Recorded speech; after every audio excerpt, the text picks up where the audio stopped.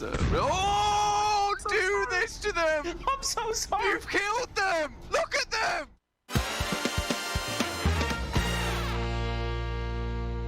FaZe still in contention though. FaZe up a real possibility. Really? I think it really is. Oh, no! Oh no! It's FaZe down! No, I'm so On sorry. your face! I'm so sorry. Why would you do this to them? I'm so sorry. You've killed them! Look at them! They're dead! Huh? Oh! What? Excuse me.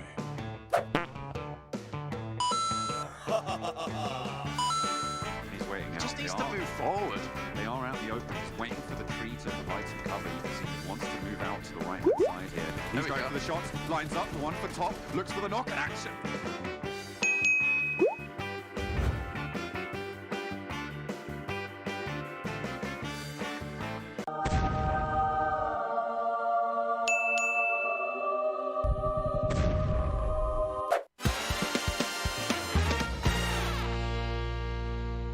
So far, leaderboard. Lane to the side of those buildings, misses the nade through the window. Struggling to make the entry now into the UMP. Help! Help! Reject Duello. Ow! Somehow Imperium stays alive for the time being. Oh, Fredo, that's not a good thing at all. Was it Max? Well, Max, how do you like that? Well, Caleris first. Yeah, Max. Fine. How do you they're guaranteed a top 4. Attacker and Longs, but they just might be arriving straight to their doom. A Molotov taking so much damage as well. Crossing from Nick with Galaxy effect. Freaking lord, he can never count him. You know he did. They just the kill for FaZe as Fredo's getting like, wait. How? Oh no! Control of the building, rising.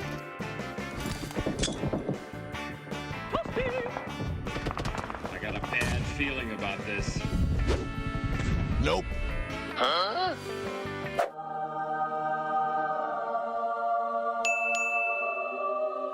No! God! No! God, please, no! Come on!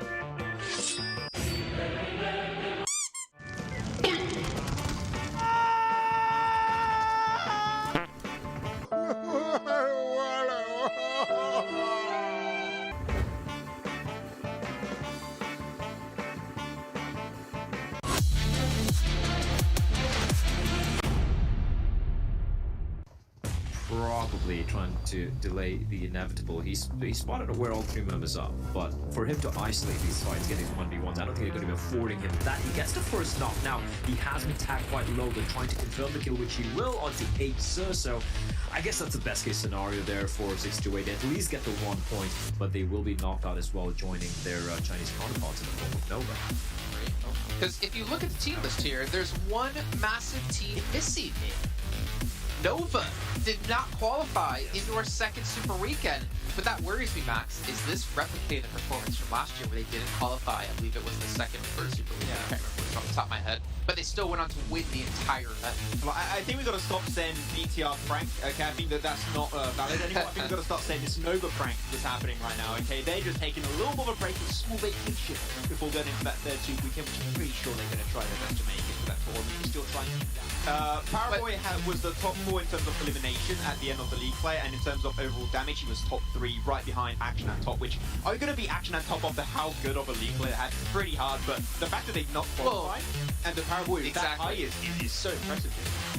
A little bit too deep, but this is the opportunity FaZe were looking for, and Tony K, Run and Gun, the Dons Macabre, and Team Secret will be eliminated. Genesis Dogma helping them out, and FaZe Clan third place. Great work for MS Chonburi, and it's all on Stall, it's all on Pika, the 1v4. Looking unlikely, they're pushing in, and they make a quick work of it.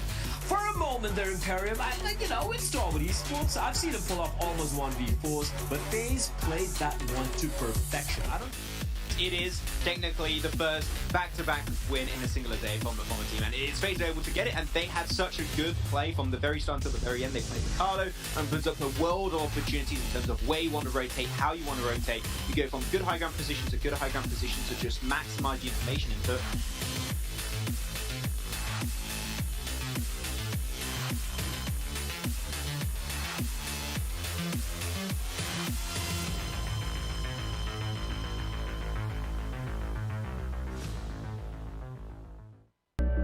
I saw the first light, the first steps. Now I see much more. I capture Earth in all its beauty. I see action. I see drama. And I see it in the finest detail. Moments of inspiration. And the first steps. I am the 1+9. PUBG Mobile fans around the world, welcome to the 2021 PUBG Mobile Global Championship. To the top teams across all regions, we have a message for you. The Middle East, you have proven your worth. Now, make your formidable debut on the PMGC stage. South Korea, forget the past. This year, show the world you've ascended. Remind the world of South Korea's raw talent. Japan, you came so close last year. But what doesn't kill you only makes you stronger. Bring it back better than ever. The Americas, you're the alpha dogs that dominated the West. Now, lead the pack on the world stage. Southeast Asia, you took down so many strong teams on your journey to the top. It's time for a comeback on the global stage. Europe, it's now or never. Push her limits and surprise us all. This is the moment to create your legacy. South Asia, you were the dark horse of 2020. Amaze those who would underestimate you again. China, you carry the crown of last year's PMGC. Now, with everyone's eyes on you once more, can you secure back-to-back victories? PMGC needs a champion. The world needs a champion. Who will stand victorious in the end? Who will be next to glory?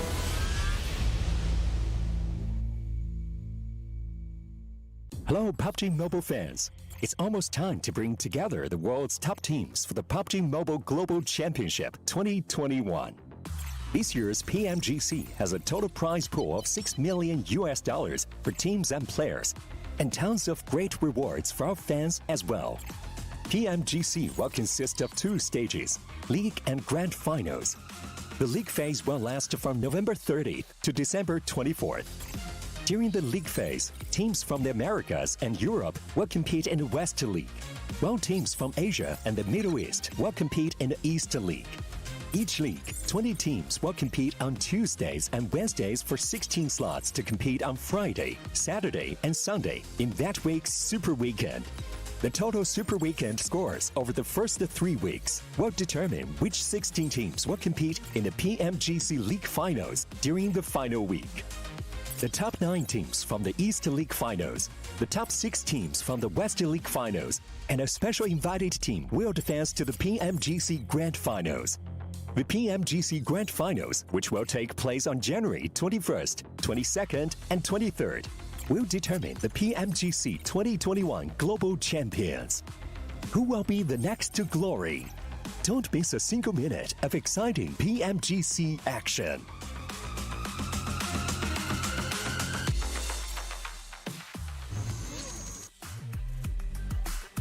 It is dawn of the final Super Weekend. Well, I guess it's not dawn. It is the day of the final Super Weekend, as all of these teams are trying to take a top 16 position at the end of our 3rd day of play here to determine if they're making it through the finals, or they unfortunately have to watch from the sidelines from their homes. A lot of money on the line here with $6 million in total, and every team wishes they could be a part of our grand finals kicking off next year in January, where it's going to be 6 teams from the West up against 9 teams from the East, and 1 special team coming in from India. Which team it's going to be? Well, we still don't know just quite yet, but we know it's going to be a kick-ass team, and it's going to be an exciting tournament nonetheless. I'm Jason Kaplan, joined by Clarus and Professor Tarzan. Speaking of kick-ass, gentlemen, we're back here once again. We've had some teams unfortunately fail to qualify. We've had some teams finally be able to make it through in time. And now they're on the grind, right? They're on that grind to break through top 16. Some teams have a little bit more work to do than others, but they're always in arm's reach. They are in grasp of breaking through and making it in. But I think it's really cool coming into this Super Weekend, of course, because we have ourselves a slightly different landscape coming into this Super Weekend. In the previous 2, you're looking at your Infinities and thinking, wow, they're number 1. Wow, they're really cool. And Stalwart, like, looking so high in the tables. Wow, they're really cool. However, things have been shaken up a little bit, Jason, which I think is awesome. Cryptics and FaZe looked great in the league play, and I'm excited to see how they're going to do coming into this Super Weekend. Yeah, exactly. And as you can talk about the Super Weekend here, this is our final Super Weekend. We've had 3 weeks of league play. Top 16 teams are able to get through to the Super Weekend every single week, where all their points will stick here in the Super Weekend to determine our top 16 at the end into our league finals. We're playing 6 matches a day across the 22nd, 23rd, and 24th. It's really not a lot of time here, Tarzan. If you're a team that's a marathon team and you can play out these long tournaments and do well, but you can't seem to do well and perform when it comes to just 3 days of matches, it's going to hurt you. And you need to be a really well-rounded team to be able to qualify. Yeah, of course. We talk about the mentality coming in as well. We look at these teams needing to catch up in points, right? Look at these teams that only played 1 Super Weekend. They actually did pretty well in that league stage. I think that is going to add a lot of spice to it. We're talking about Nova, Don Kia, and even Bigatron. They're doing quite well, like in the past 2 days, or should I say 2 days ago. So that is going to really switch things up. Well, we can see what they're playing for. $6 million total in prize pool. I mean, that's 5 times more, Clarus, than we had last year. I'm just really curious now, is PMGC 2022 going to have $30 million on the line? Well, if it does, then I'll also be asking for a pay rise. But I think, yeah, it would be fantastic for all of these teams if it does keep rising on up. But this is a huge prize pool. This is literally life-changing money. And I think all of these guys, you know, the way they grind, the way they're able to attain these very top spots here in this excruciatingly difficult game when you're playing at the top, it's very well deserved. So I'm excited for them. Yeah, I'm really excited as well. I mean, Nova, they are going to be able to requalify into the finals yet again and potentially not redeem themselves, but defend their championship title. We can see here, though, the list of teams that will be participating. And honestly, there are quite a few teams in there not safe at the moment. We got FaZe Clan, we got DXavier, Damwon, all trying to make it through into the next stage, and they have a lot of work to do to make it happen. There's a couple of teams who didn't even qualify that might drop out potentially of the top 16. TJB, in my mind, there's a very good chance. I think there's a very, very realistic chance they're not going to qualify now because they didn't make it into this final Super Weekend. It's tough, right? 163 points isn't gonna cut it, I feel like. Like, some of these teams come in with a lot more points in just 1 week, right? So if they can just repeat half of what they've done in those 1 Super Weekend that they played for these bottom teams, they are going to be okay. I think it's going to look very dire. Like, if certain teams haven't come up stronger, like Dead Ice guys, because they missed the last Super Weekend, but unlike these other teams who want to make it through again, they were not doing very good in that league play. Yeah, not at all. What about some other teams here, Clarus? They really like focusing on. Obviously, there's 2 ways you can look at it, right? Of trying to hold their position top 16 or make it in top 16, or just kind of trying to keep their form going into the finals. Yeah, I mean, I think FaZe Clan really does jump out for me, of course. Currently, because they missed that first Super Weekend, I actually did mention them at the top of the show already anyway, because they did so well in our previous league stage. But the fact that they are currently in 17th right now means that they do have a little bit of work to do here. But considering the past 2 weeks worth of form that we've seen from them, I'm not too concerned for them. I think that they're looking much better. They're sweeping much better. They're taking fights much better. So I think I have my eyes on FaZe Clan, but I'm not that worried about them, Jason, here. Yeah, indeed. I think, you know, if we look at Secret DRS, I don't know, man. Like, realistically, is there a world where they drop out? I find it hard. I mean, we had, 119 points for Bigatron, so if they double their points, they're up to, 130 238. Yeah. Or 238, sorry. They would pass Yeah. Secret and DRS, but I don't know if I can see like Xavier, Damwon be able to pull off the performance to pass 227 points. Yeah, I think they'll be safe. But that makes it quite exciting down towards the bottom, right? Because anybody, apart from TJB, anybody that's going to be fighting to stay in the grand finals has a the opportunity to defend themselves on the battleground right here, right now. So you're looking at those kind of, anyone 19 through 11, I want to say, or even up to 10. I think all of those teams going to be jostling for position, and it could come down to the very final game. Actually, it will probably come down to the final game here in the Super Weekend. I mean, Tarzan, be perfectly honest with me. And every time I ask this question, I feel like I always get, no, it's not going to happen. Hot drops, man. I mean, if you're Infinity, if you're any of the teams in like top 5, like why not? If you want to keep out potentially FaZe Clan, who have been looking phenomenal this last week, maybe you want to keep out Bigatron. Like there's options. Even Nova, if you focus them somehow, there are ways and options here to keep some big contenders out of the actual grand finals. See, you know what? I think it will happen, but the reason behind that is when they have these a little bit of weird and different playing paths, and they know they have to contest for cars. So instead of just playing that game where they fight around cars, drop to the closest compound, and sometimes that's the 4v4. We've seen it before, maybe between, let me think, Genesis Dogma and Bigatron themselves. So that can happen over at West Farm, again, on a very western playing path. But I'm also looking at some of these other teams who feel some comfort, right? They have not been dropped on in a way, like Rika Infinity team, but what could they do with that, with that space around them? They've not been doing so well, and to be fair, if they repeat kind of the way that they play in league play, they can't really pass Team Secret, maybe. Yeah, very true. Very, very possible. As we take a look at a head-to-head from some really standout players, I feel like Newsy and Daybot, Daybot in particular, at least for this last week, has just been off the charts, honestly, Claris. And it's so great, again, to see like some teams have these players that rival and surpass the old guard, I would so to say. Yeah, definitely. I think when you look at Genesis Dogma, I will admit I came in as a skeptic of Genesis Dogma, but the results speak for themselves. Look at what they've been able to put up. Guys like Daybot here for them, guys like Satara as well, just amazing performances across the board. And compared against Newsy as well, I mean, the Infinity were, of course, on my radar. They had to be, but not quite to the level that they've been able to show here as well. And Newsy's been a big standout for them. And again, I think it's awesome that we're here and having these performances because we're creating stars on this kind of international stage. And I think that's great, Jason.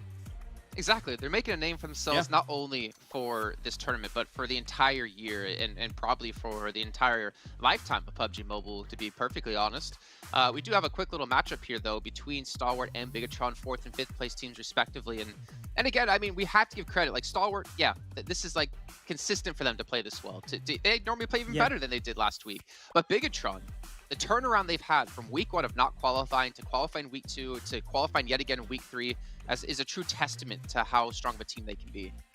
Yeah, I think points is one thing. The other side of stats would be damage, etc. And right now, when you match Bigatron for that 1 week that they played, they actually kind of on par with Star Esports. So that is actually a very, very good sign. And if we actually want to compare these two teams, Bigatron with the boost of a very much improved 3rd week of league play against maybe Star with a little bit of a slip, like things can really change up. Like with the last bit of pressure in these 3 days with the possibility, I think teams who dare to try something new might be heavily rewarded. And important for Bigatron as well here is that they have had a big step up, I feel like. That first week it was a shambles, Jason, unfortunately for them, but we've definitely seen kind of the rise up. It's not even just in the fact that they've been playing overall better. I think their positioning has been overall better. All you have to do is cast your mind back to that Miramar game where Luxie's going way up onto the high ground and being the Eye of Sauron, looking down on the entire field, letting nothing move. And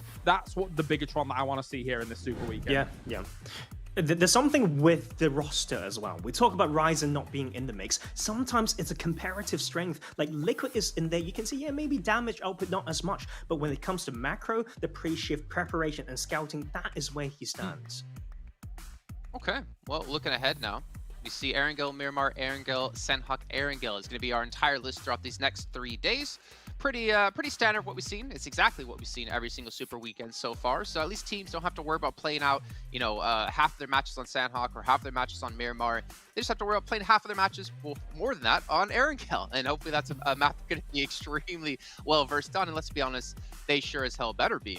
But looking ahead, I think it's really important for teams, and we kind of talked about this before, like Infinity last week in League play, that they don't necessarily need to requalify. They're fine. I was saying, you know, why not just maybe like just hot drop a lot of teams, and if you don't qualify, not a big deal. You get some extra time off, you get to relax. But instead, they actually did bring in some subs, and the subs performed pretty well. Let's be perfectly honest. Here, though, again, do you expect them to just test some things, Kalaris, because they know they have 3 days of free games pretty much? There's no difference in prize pool. You don't get any reward for getting first place or 16th place into the finals.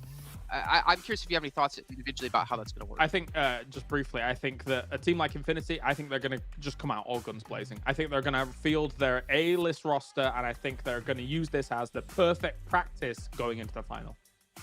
Okay. Well, really quickly before we do get into some more of these teams here, we're going to talk about OnePlus and how it's our sponsor here at PMGC with its flagship performance, an immersive 120 Hz display and hyper touch technology made specifically for gamers. The OnePlus 9 Pro, your best shot to climb what, Tarzan? The leaderboards. Nice. I like to make sure everyone is listening and paying attention here, and it's not all just on me. But you can see Erangel will be coming up first here in about 1 minute and 30 seconds time. So we're flying straight through this show and flying straight into Erangel here. And I think probably it's time to get our predictions in then, if we want to start to talk about those as well. I'll start things off because you know what? I'll just be like that. Infinity. Why not? Like the one time I don't predict them, they win. So let's get them back on a losing streak, I guess. I don't know. That sounds weird. Kalaris, go ahead. I'm going to go with Nova, and a lot of the time, I'm usually not really on the Nova hype train. However, this has to be the time that they now show us here in the crunch that they can perform and defend their title down the line. Okay, Tarzan, who do you got? Genesis Dogma. They are really, really good. And I think I have more explanation to do when it comes to the fondness over this team. It's almost like if you have a list of typical strengths and weaknesses on a whole sheet, and then you're trying to check the relevant boxes.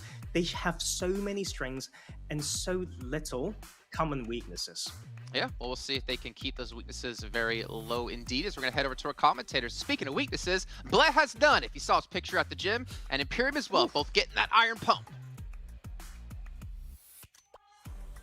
All right, thank you, Jason. I know I have none. Getting a little bit sold nowadays, but I need to ask you, maybe you can answer this later on when the desk comes up, why you have completely ruined the Infinity's day again. They were winning stuff when you weren't picking them, Jason. And Imperium, I mean, why has it done this? Look, I don't know. Jason is the kind of evil that is underlying, that's, you know, that's shrouded in kind of the nice smile and the pretty face and the lovely voice. So kind of like a Bond villain. Kind of, yes. A little bit like a Bond villain, yes. Not a swab, though, not a swab. You know, Jason's a bit more of a brute, in a good way. If there is a good way of being a brute, I don't know. I was just gonna say, man. We're jumping into the first map here, the first game of the final Super Weekend. 4 teams have sat this one out, unfortunately not able to qualify for the final Super Weekend. But Imperium, man, I am so hyped. At the same time, I'm very nervous for a few of these teams, because while we have the likes of the Infinity, while we have teams like Genesis Dogma, and some of the top dogs like Starwood Esports are pretty much confirmed to play in the finals, for about quite a handful of them, everything depends on how they play these coming 3 days. Yes, it's very open overall in terms of who's going to make it in to the finals. There's 2 teams in my eyes confirmed to not make it in. That is, of course, BC Swell. Unfortunately, didn't make it to any Super Weekend. And Tong Jiao Bao. They're on 163 points. It's below the cutoff. I can see all of the teams below them pass them up. So that means there's 2 spots available for teams to not make it into the finals. And when you have the likes of Nova, Deadeye's guys, BTR, FaZe, Xavier, Down One Gaming, and Cryptics all fighting to stay out of those 2 spots, it's leading to a very spicy 15 games. was looking like it was gonna be a bit spicy there for Roth against Powerboy, but Powerboy decides, you know what, it's fine. I'll let him be. Looking at the points as you were touching upon, yeah, 160 for the side of Tang Jiabao. It's looking rough, right? And now looking at the zone, we haven't seen too much of a Kameshki Stolber zone, right? It's usually been centralized. We've seen quite a few Sosnovka circles coming in, but this could be interesting. I personally love seeing a final Severny zone, especially, with a little bit of water action coming into play. I would love to see the phase 2 continue to shift up the north, up towards the northeast. Stalbar Kameshki would be absolutely spot on for me as a circle ending, because we just haven't really seen it in the PMGC. FaZe Clan, though, starting today, sending a bit of a message to Cryptics and the rest of the teams in the lobby. Do not mess with us. We saw on the league stage they played Bull Shark, so they were having that kind of optional substitute, participating in to get them some game practice. And now it is what they right now perceive as the OG crew, which is Corpie, MR5, Ventores, and Tony K. Cannot forget about Beer11 and how much of a positive impact he's had on the team and their performances. But led by MR5, I'm sure they're confident of doing everything they can to stay in the PMGC finals. For sure. FaZe have.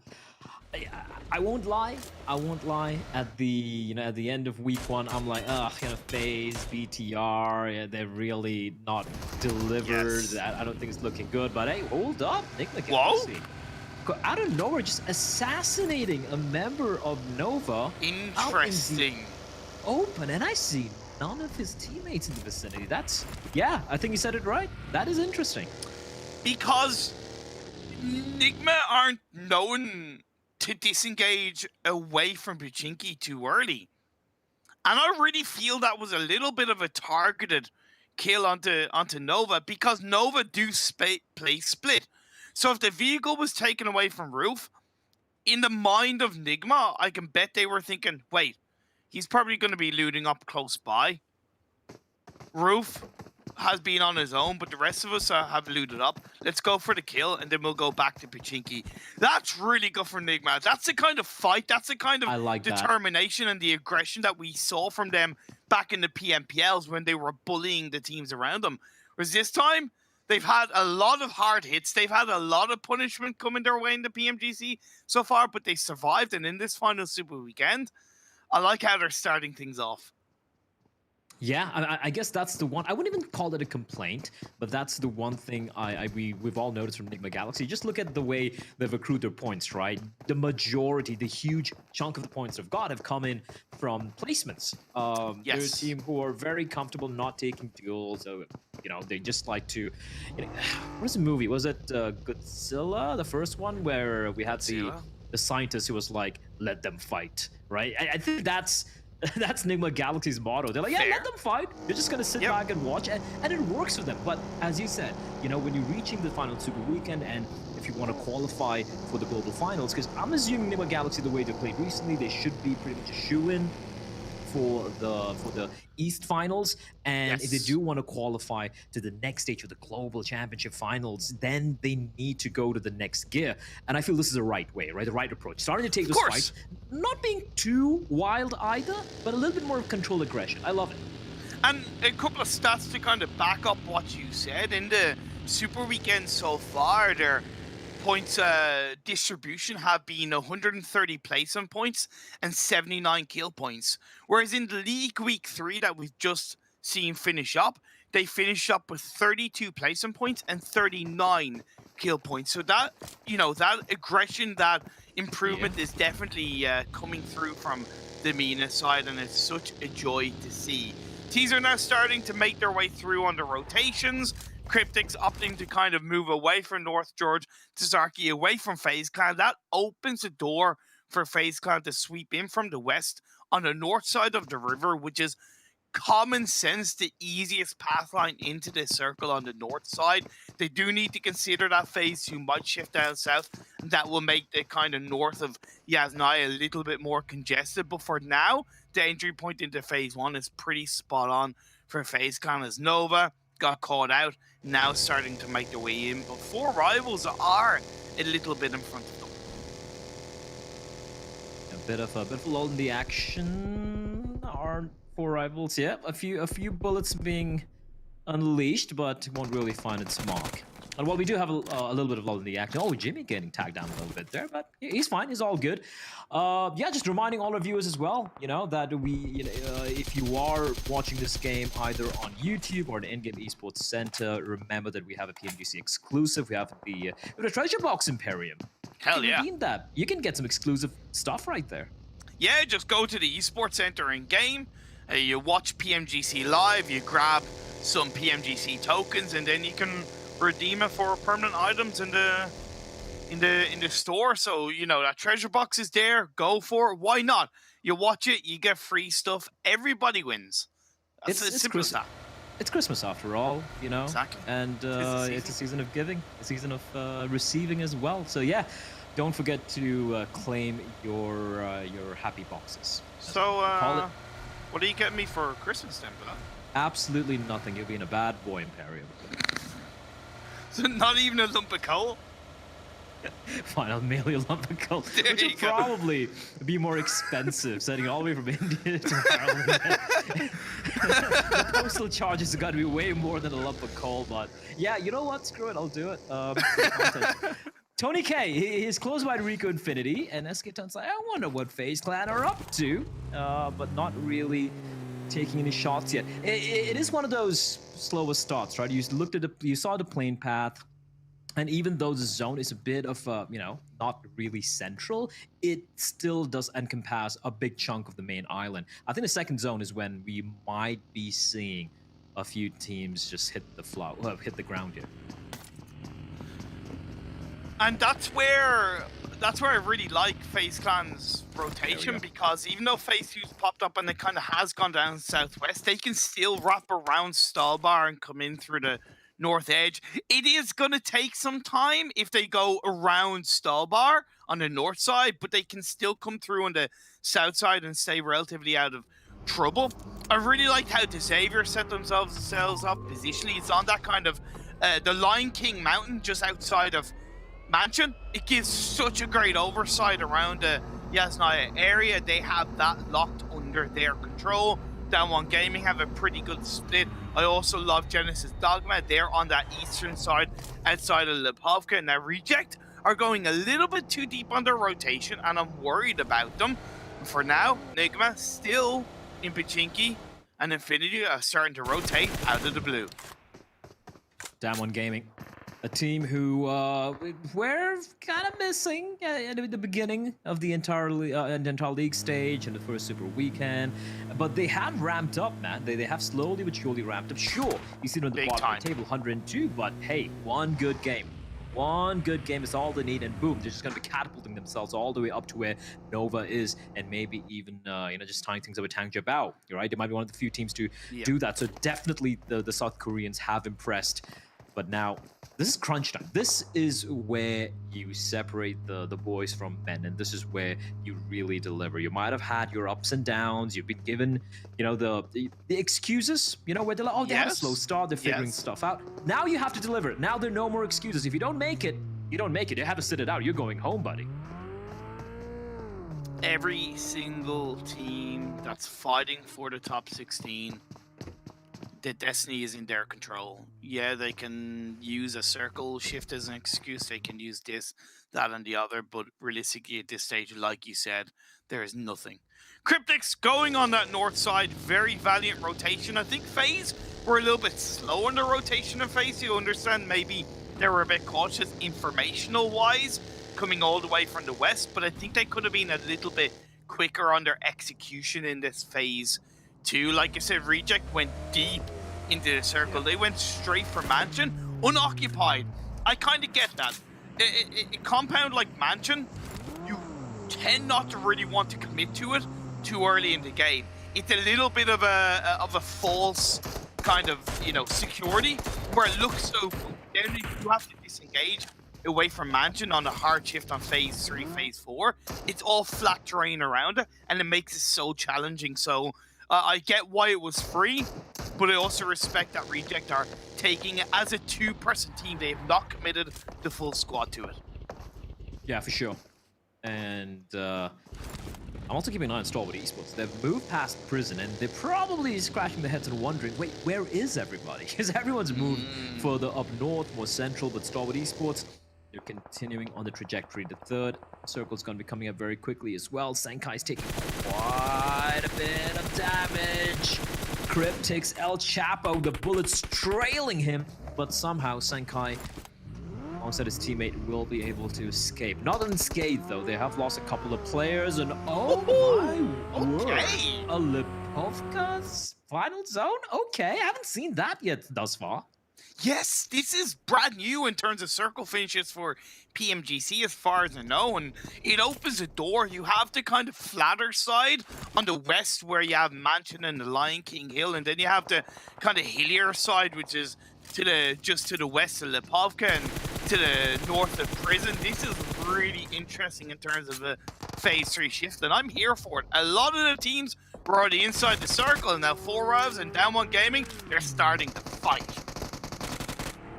Have to deliver Appy, getting the first knock, but Sung able to take down Pemburu. Right now, a 3v3 Forest is crawling around. It should be a quick finish here for 4Rivals on the Forest, but no, they're going to bide their time. Not really committing to the finish in Forest. I mean, you can give information.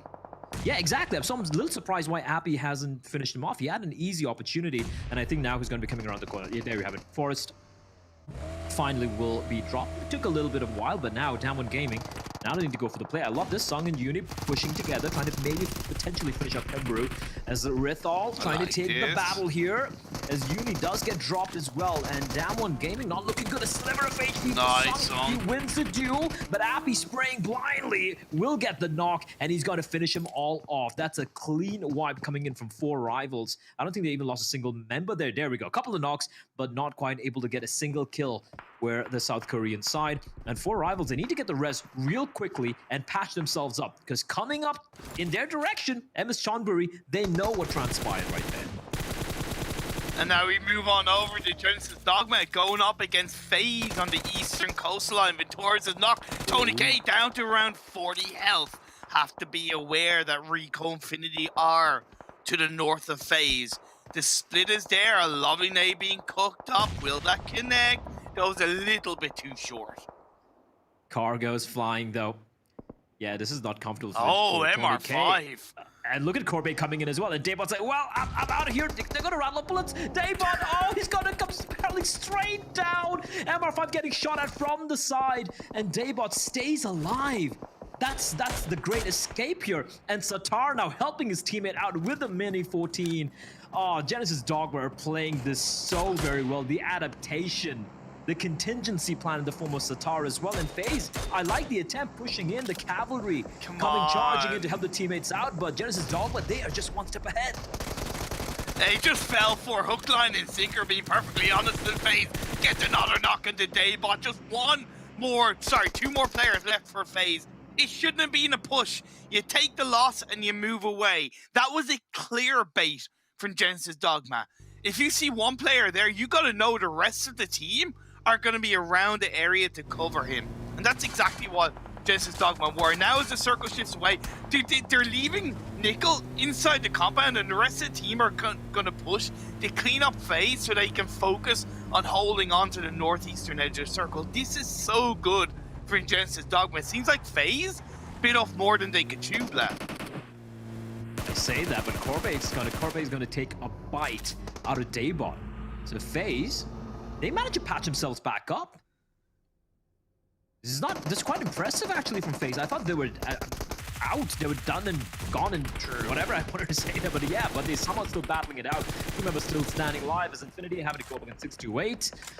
Looking at the kill feed, though, it looks like Genesis Dogma are once again making quick work. That does look like FaZe are out of it. There we go. For a moment there, I was starting to believe that they're gonna res themselves up. They're gonna take the fight back to Genesis Dogma, but Genesis Dogma, there's a reason why they have been picked to, at least one of our analysts picked them to win the chicken dinner. I do believe those Kalaris, and fittingly so. They look good, just losing, not even losing a single man, and they have 4 kills to their name. 6-8. Holding on to that Prison Hill is always risky. Probably should have predicted that a team was going to be coming in from the south behind you. It has been Infinity, and 6-8 paid the price. The other 2 players that are left for 6-8 are now pushing in. As Nigma Galaxy gets a bit of a run over kill. Happy days on that one. Freak looking for another couple of shots as Action does what he can to support his teammate. Has to turn around though, because here's the thing, the compound Stalwart hold on to is good, but it has multiple angles of fire towards this direction. Yeah, and it's Nigma Galaxy. Okay, Rico Infinity. I didn't even realize there were bleeding players out. Well, it looks like they're down to just a 1 man. It's a bit of a rough start here for them. Oh, never mind, they've been eliminated. Just a rough start for the MENA team. Cryptix as well, still 2 players alive and kicking. 6-8 down to just a 2-man squad. And for Starboard Esports, you did point out how they need to be wary of other players, you know, third partying in. But looking at the map, I guess it's only Nigma Galaxy. And if look, I know that Nigma Galaxy have been a little bit more aggressive of late, but I feel like old habits just might kick in. I think they're just gonna keep quiet, play the edge of the zone, and be like, yeah, you guys fight it out. We'll just buy it a time. Well, and that's okay, because there's aggression and there's calculated aggression. The best teams always have calculated aggression. Don't know when to turn that on, right? What is it in the words of Spider-Man? With great power comes great responsibility. So it is important to use that at the right moments. What I love about Reject, though, is that they moved away from Mansion. They recognized that if the circle shifts away, it's incredibly difficult. They did hand it over to Deadeye's guys, though, in the process, but I really prefer where Reject have put themselves. They are at risk of the hill to the east of them, but they're also to an extent protected from it for the time being, and they can focus more heavily on the west. They have a lovely spread in that compound. MS Chambori, though, we saw them take out Rico Infinity. Their next target is most likely going to be 4 rivals on that north side, but the Xavier could third party. However, they've got to think about BTR. Look at how flat the terrain is. Oh, that zone. Oh boy. The Xavier and BTR. Whoever comes out on top of this, they're gonna be a pretty comfortable place. But yeah, the O boys coming out from you. This is open, plain, naked terrain, Imperium. Sure, maybe a couple of trees, maybe some kind of sloping, I wouldn't even call it hills, but mountains. But apart from that, this is gonna be just a battle royale of snakes eventually.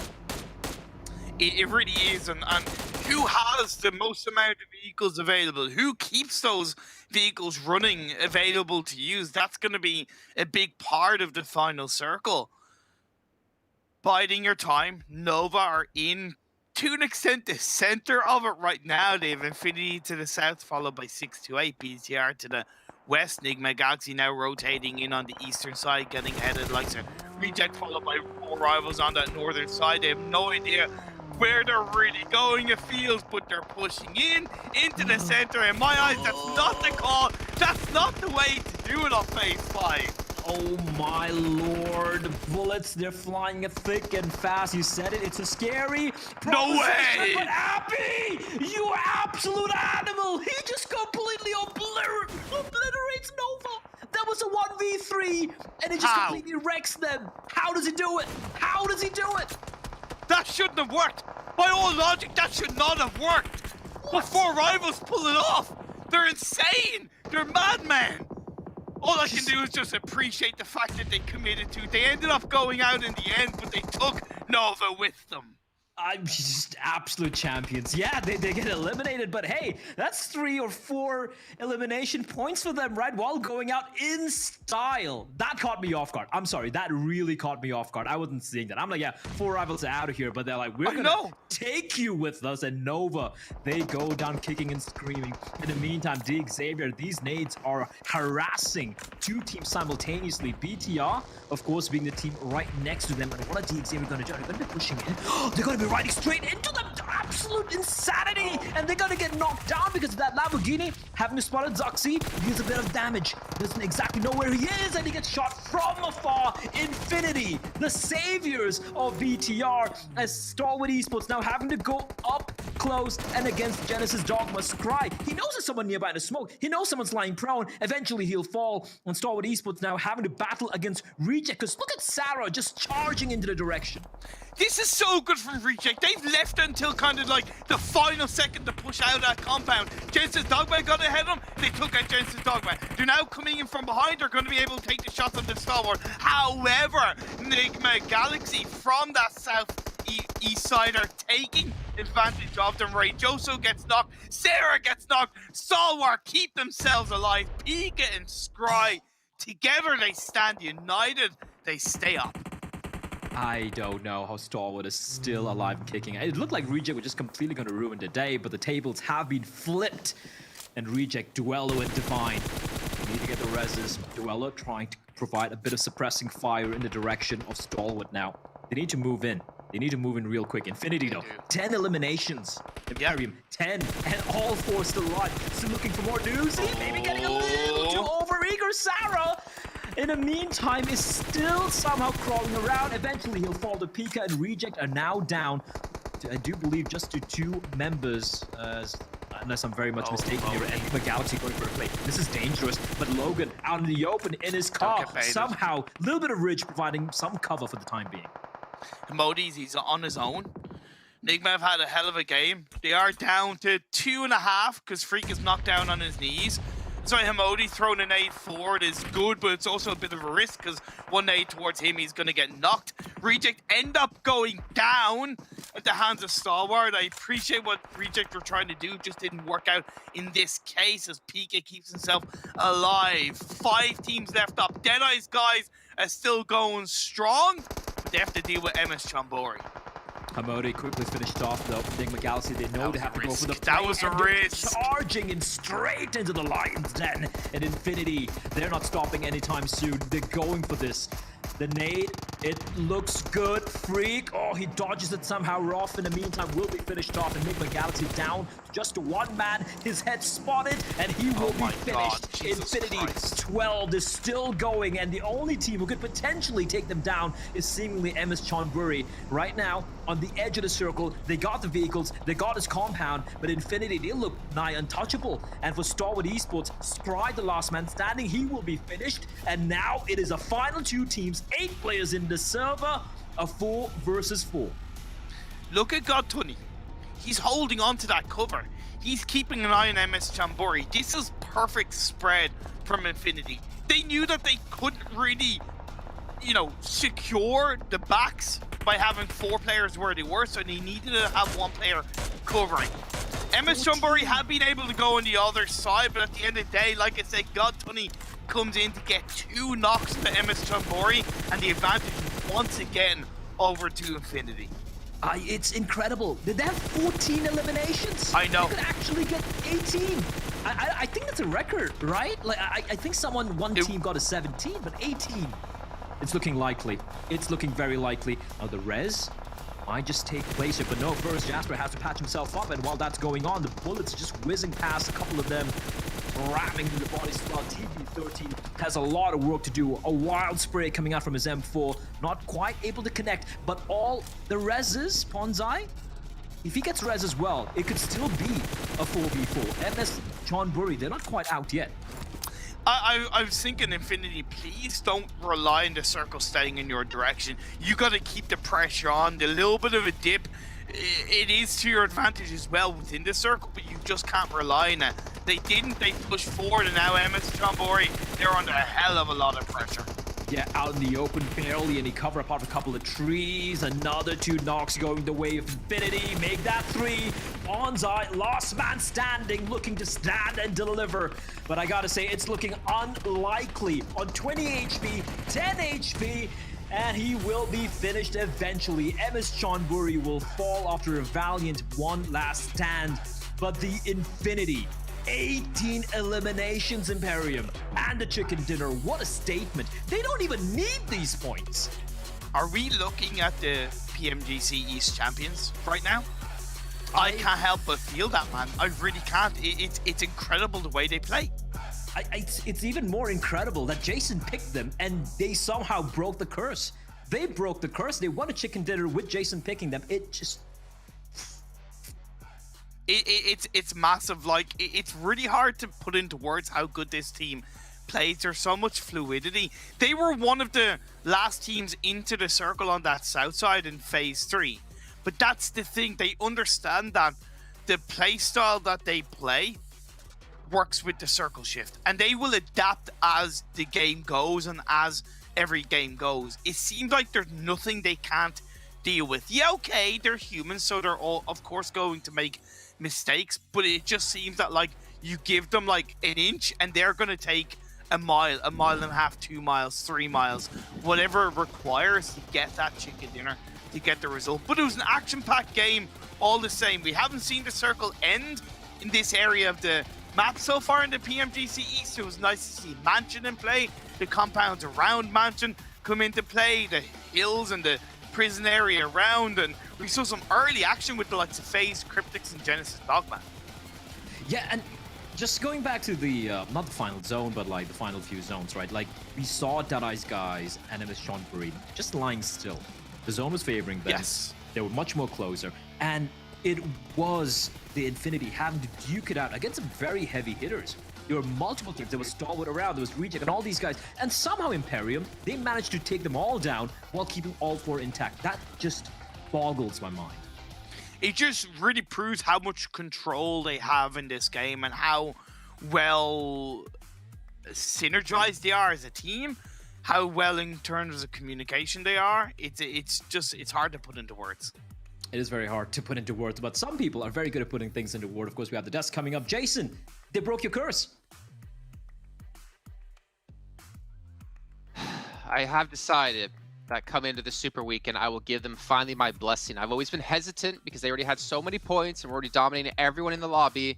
I was like, you know what, Infinity, just unleash yourselves. Just take them on. And they did. They tied the elimination record as well, putting up a ton of points, 33 for themselves. Well, who was the other team that did it? Was it Genesis Dogma or MS Chonburi that had 18 eliminations? Genesis Dogma on Erangel, yeah. Not bad. 33 points, my boys from Infinity. Well, Jason, even a broken clock is right twice a day. As you've predicted them almost every single game. So, but, you know, they did really well. I mean, I'll wait to see my next game prediction. Oh, no. Well, maybe that will be the twice a day. Anyway, we've got ourselves, this big win here from Infinity. They played this almost to perfection. Not only with the movements, but when they chose to make those moves is very important. It can be all too easy in these kinds of circles when there's not much cover. We've got to be center. I think Nova got a little bit unfortunate, even the circle shifting on towards them, towards the center. But then when they go down, 4 Rivals goes into that dip. But even that's too early. They get taken down. Infinity knows when to send a 2-2 in, control the West, making sure that nobody else is going to bomb into that spot and work their way up from the south. I think it was flawless execution from Infinity. Very, very, very good. I mean, you could see the split as well, Galaris. We're talking about how crazily open that phase 5 was. Yeah. And you could see them leaving Logan. And he's like that man who said, I will not leave prison until I get enough of what it can provide. And he also even got info of the Eastern entering teams. That's how they play that so patiently. They know the pros and cons of their respective positions and just slowly move their way in. My boy Newsy. Yeah, 1,013 damage. I mean, what you guys didn't hear on broadcast, which the guys can totally confirm when we were watching the match, that I said Newsy's going to pop off, probably get himself 7 eliminations and 1,013 damage. I didn't get the team contribution percent correctly, though, so that was a little bit unfortunate. But either way, I mean, Newsy, again, how many times have we seen him be MVP? How many times have we seen Infinity in general just be in the MVP slots? Like, if we talk about Stalwart, obviously, I think that's the only other team that we've seen as often. Yeah, you're almost on point. I think you said 33.3 recurring on the percent. Yeah, so I had to Leroy it. Yeah, you were slightly off, but yeah, Newsy, what an absolute star. We talked about him at the top of the show, and once again, always proving that he is a star here yet again. And even towards the very end, I mean, you're looking at that fight against MS Chonburi, and they're already winning out the fight. But what are they doing? They're not even thinking about the current position that they're in. They're thinking 2 steps ahead. Okay, if MS Chonburi recovers from the knocks that we've gained, how are we going to suffocate them even more? And Newsy is that suffocation point on that eastern side finding that alternate angle and making it almost impossible for Emma Strawberry to make the recovery. So I really like, even when they're at the advantage, still thinking for how can we get more advantage. Yes, and this team was the one that we popped the question and wondered what they were doing with the tested, like with the roster that they had, right? Like, so of course we thought, can they transition back in with no problems? And we've got our answer. They've got their test. They will continue with the domination. They don't look scared at all. They look phenomenal. Yeah, and the thing is, they've not stopped performing like this. Yeah. This entire except. All right, sorry. Let me correct myself here, because I know someone in chat will be like, well, Jason, if you look back to week 1 league play, they actually placed 15th.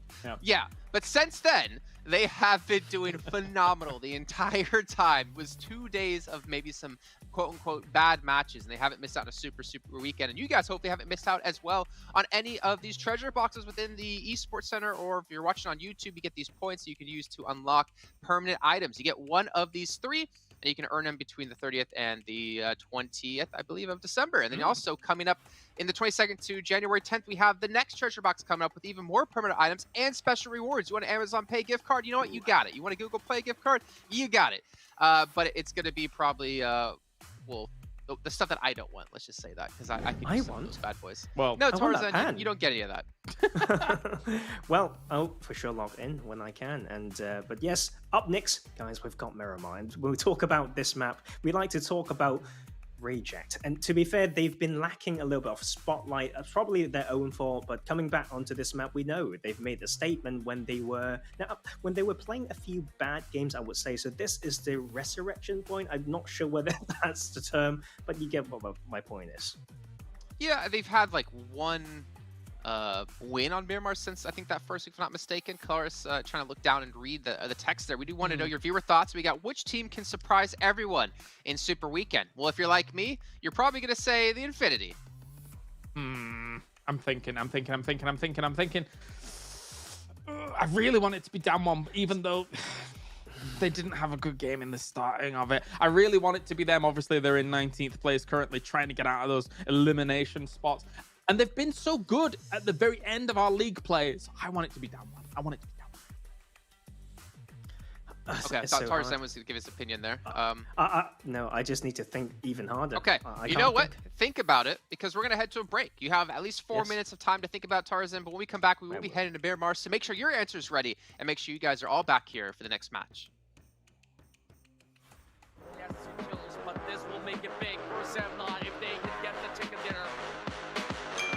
Now we're seeing a lot more information here. Yes, speeding up. What? What? Hang on, back in! Hang on, back in! Semnot with chicken dinner! What? Really is a... Oh! Do this to them! I'm so sorry. You've killed them! Look at them!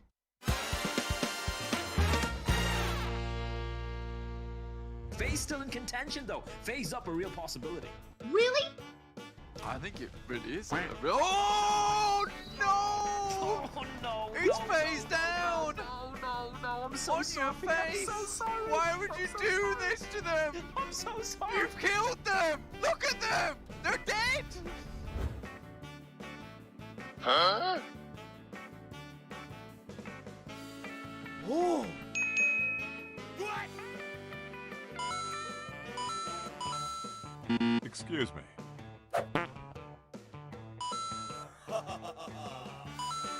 He's waiting out. Just They needs to are- move forward.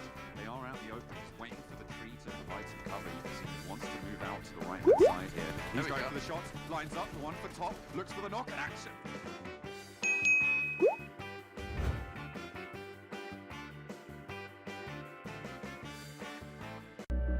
I saw the first light, the first steps. Now I see much more. I capture Earth in all its beauty. I see action. I see drama. And I see it in the finest detail. Moments of inspiration. And the first steps. I am the 1+9.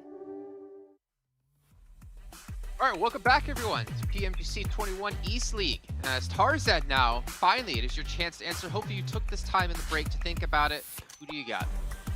I've got Dead Eyes, guys, because they have not shown any signs of domination or like proactive fighting or anything, but that makes it a surprise if they do well.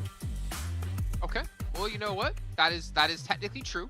I can't argue against you at all in this one. But Miramar is going to be coming up next, and I would love to see Reject step up. I would love to see, we've had Infinity, not to keep harshing on my team.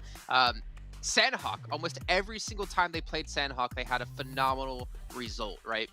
I want to see other teams have that kind of same result. I think the problem is Sanhok's such an oddball of a map, right? Or it's such an outlier of a map to be played, Claris, that it's a lot harder to be consistent on Miramar and Erangel when those are played so much more heavily. Yeah, Sanhok's you play in such a different way to Miramar and Erangel. I mean, obviously, when you're looking at max render distance and trying to deal with that on Miramar and Erangel, oftentimes there's big areas, of area That's a lot of to cover. damage. That's a lot of damage. But Sanhok, far more about those close fights. Even those long range fights in inverted commas end up being kind of like half the distance of Miramar and Erangel. So you got to be very, very accurate, very, very consistently. And that's obviously very hard to do, but we can see even some throwables being used in Newsy. Obviously, we talk a ton about as being an MVP, but I feel like we really have to focus maybe a little bit better on that when it comes to utility and its usage. We've seen a lot of great smoke plays. Thinking back to week 1, using it to aggress onto a position. We've seen it used to eliminate vision out of some teams, so teams can like rotate through or have a better angle. I'm actually curious. Maybe that's part of what makes Infinity so good, but also their scouting, as we were talking about last match while watching. Like they're very aware of what they should be doing at almost all times, and they're always like trying to read ahead into the future. 2 steps ahead, I think you mentioned, Claris. Yeah, definitely so. They understand that you've always got to press your advantage. And how do you do that best? Keep looking for more advantage. Easy. All right, prediction time. Tarzan, really quickly, because they have about 20 seconds till we need to get to the casters. So who do you have? Reject. Too quick. Elaborate a little bit now. Okay, you lost your time to elaborate. No, it's too late. You had that window there. There was an awkward pause. Claris, go ahead. Cryptics, the last 2 Miramars were 3rd and 1st. Let's see if they can roll with it. Okay, well, my prediction, you guys all know who it's going to be at home. It is the Genesis Dogma, not the Infinity. I'm changing things up. I'm going to get a chicken dinner every single day today, and every team I pick is going to win. And at the end of the day, I'm going to probably go buy a lottery ticket if that's possible, because then I'm going to win a lot of money. And maybe you won't see me tomorrow. Who knows? Maybe we'll be on a private jet flight to a nice vacation. But there's our predictions. I believe it is time to head to our commentators. Just wait on the guaranteed confirmation, because I don't want to rush into this one. It seems we have a little bit more time. All right, finally, Tarzan, go ahead. Elaborate on your pick for Reject. Okay, so we want to see teams to do well on specific maps. Sometimes almost like you want to see map-specific weakness so you can punish certain teams. So they are that team that for sure, shown on there. So I want, some sort of consistency in there. It's not an easy map to play well on. We talk about the terrains, how punishable it is when you don't have the macros to really support it. So yeah. All right, that's the end of your time. Perfect. Time, the alarm went off, the clock, whatever you want to say. Let's head over to our commentators. Thank you, Claris, with Bled and Imperium. Jason's he's a bit of a bully, man. He's bullying Tarzan, and now he's like, I'm gonna pick a Genesis Dogma. Screw Infinity. Like, what's that? I don't get it. Look, my dad always said you can say whatever you want once you have a smile on your face while they're saying it, and that seems to be what Jason does. But it's all right. We still love him, and he's a pretty awesome person. Well, yeah, unless he wins a lottery ticket and he just leaves all of us tomorrow, in which case, I guess, I don't know, one of us will have to host Imperium. But here we go. Second game of the day. I do like Claris picking Cryptics because they've impressed us quite a bit in the Miramars, because we saw quite a bit of Miramars in the league stage of week 3. Yeah, league stage week 3, they stepped up to play big time, getting 2 chicken dinners, my apologies. And their performance in Miramar was 13 points per game across the 4 Miramar games they played. It wasn't as high as Erangel, but it was still pretty impressive. So yeah, Cryptics is a good shout for Claris. However, we did see them get kind of bullied a little bit at the start of the Erangel game by FaZe. I appreciated how Cryptics rotated, but there's no real fight around that rotation, and we're seeing it maybe again as they drop close to Nigma in El Pozo. And, oh my lord! Okay. Imagine getting knocked by Winchester. Hello. Well, Marshall doesn't have to imagine. Oh no. Like, it's arguably as disrespectful as like getting knocked by a pan throw or something like that. You know, just Winchester. Like, I love the gun, but it really is like so weak in terms of damage. Oh no, El Chapo, he's just hiding. Like, let the guy be. They're just getting absolutely wrecked. Nigma Galaxy, they're taking the prisoners. I love this from the MENA side. I love watching this Nigma Galaxy play this way. And here's the thing, we know they can play this way. It's just that, you know, they sometimes temper themselves a little bit too much. And unfortunately for Cryptics, Kelaris picked them. We were even singing their praises, saying, yeah, Miramar, Cryptics, good. And then that happened, so yeah. Did we suddenly turn into cavemen when we started saying that? Yeah, Cryptics good, Miramar good, Cryptics bad everywhere else. You know, that kind of thing. But yeah, it's not a good start for them. The phase one is on that western side. We haven't really had too much of a chance to talk about it, so it kind of complements the play path to a big extent. There's a healthy spread of teams. The eastern side is going to be obviously a little bit more closer, but Nova split around Minas Generalis and La Bandita. You have Genesis Dogma in Impala. MS Chambori, they have Los Leones all to themselves because BC Swell aren't here in the Super Weekend, so that'll be nice for them. FaZe Clan, of course, dropping Picado. But to me, they shouldn't be staying in Picado for too long. They can't allow the teams to the east to get too close to them. To me, they need to disengage in some way, shape, or form, get a bit of a controlling position, possibly to the south church area outside Chumasera wouldn't be a bad idea, but Infinity do tend to kind of land loot and hang around that region, so FaZe might opt to go somewhere else. Let's see if that's the way it's going to be panning out here now. Looking at the teams who do need to really deliver here. Now, I know it's 3 days of action, Imperium, right? We still have a lot of games remaining. There's no immediate pressure yet, but Damwon, the Xavier, the two teams you mentioned, FaZe, you know, Bigatron, Deadeye's guys, Nova, they need to kind of get off on the right footing. Oh, yes. And at least based on the first game, it wasn't looking so great for the majority of them. I might even say for all of them. No, and that to an extent cancels each other out, and it's even, I suppose, healthy if you're Tong Jiabao watching on the sidelines, hoping and praying for an absolute miracle in that regard. So yeah, it's not the best, but there's still 14 more games to go. So I'm gonna wait a little bit longer to form a bigger opinion on who really is struggling across the board. It's hard to tell based on just one match. As Reject catch out Deadeye's guys. A lovely double knock by Duello. You take that one right to the bank, and now on top star has to try and dance away. And here's the thing. I don't hold this against Deadeyes because as far as I know, Reject don't really loot on this northern side of the map. They normally go to the south of Los Leones.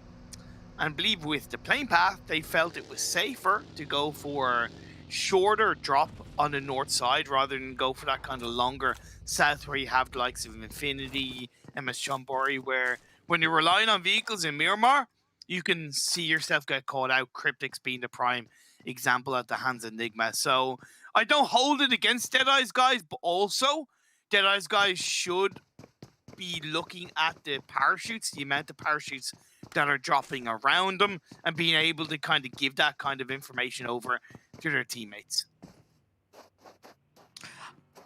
How much, like, look, you are well more versed with the, you know, with more regions when it comes to professional PUBG Mobile Imperium, and I have no doubts about that.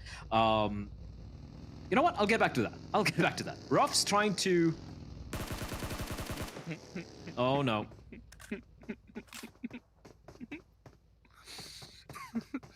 Now she's just like, get off my lawn, dude. Just get out of here. Like, you know, it's fine. It's fine. I'll let you live, but just go away, dude. Just go away.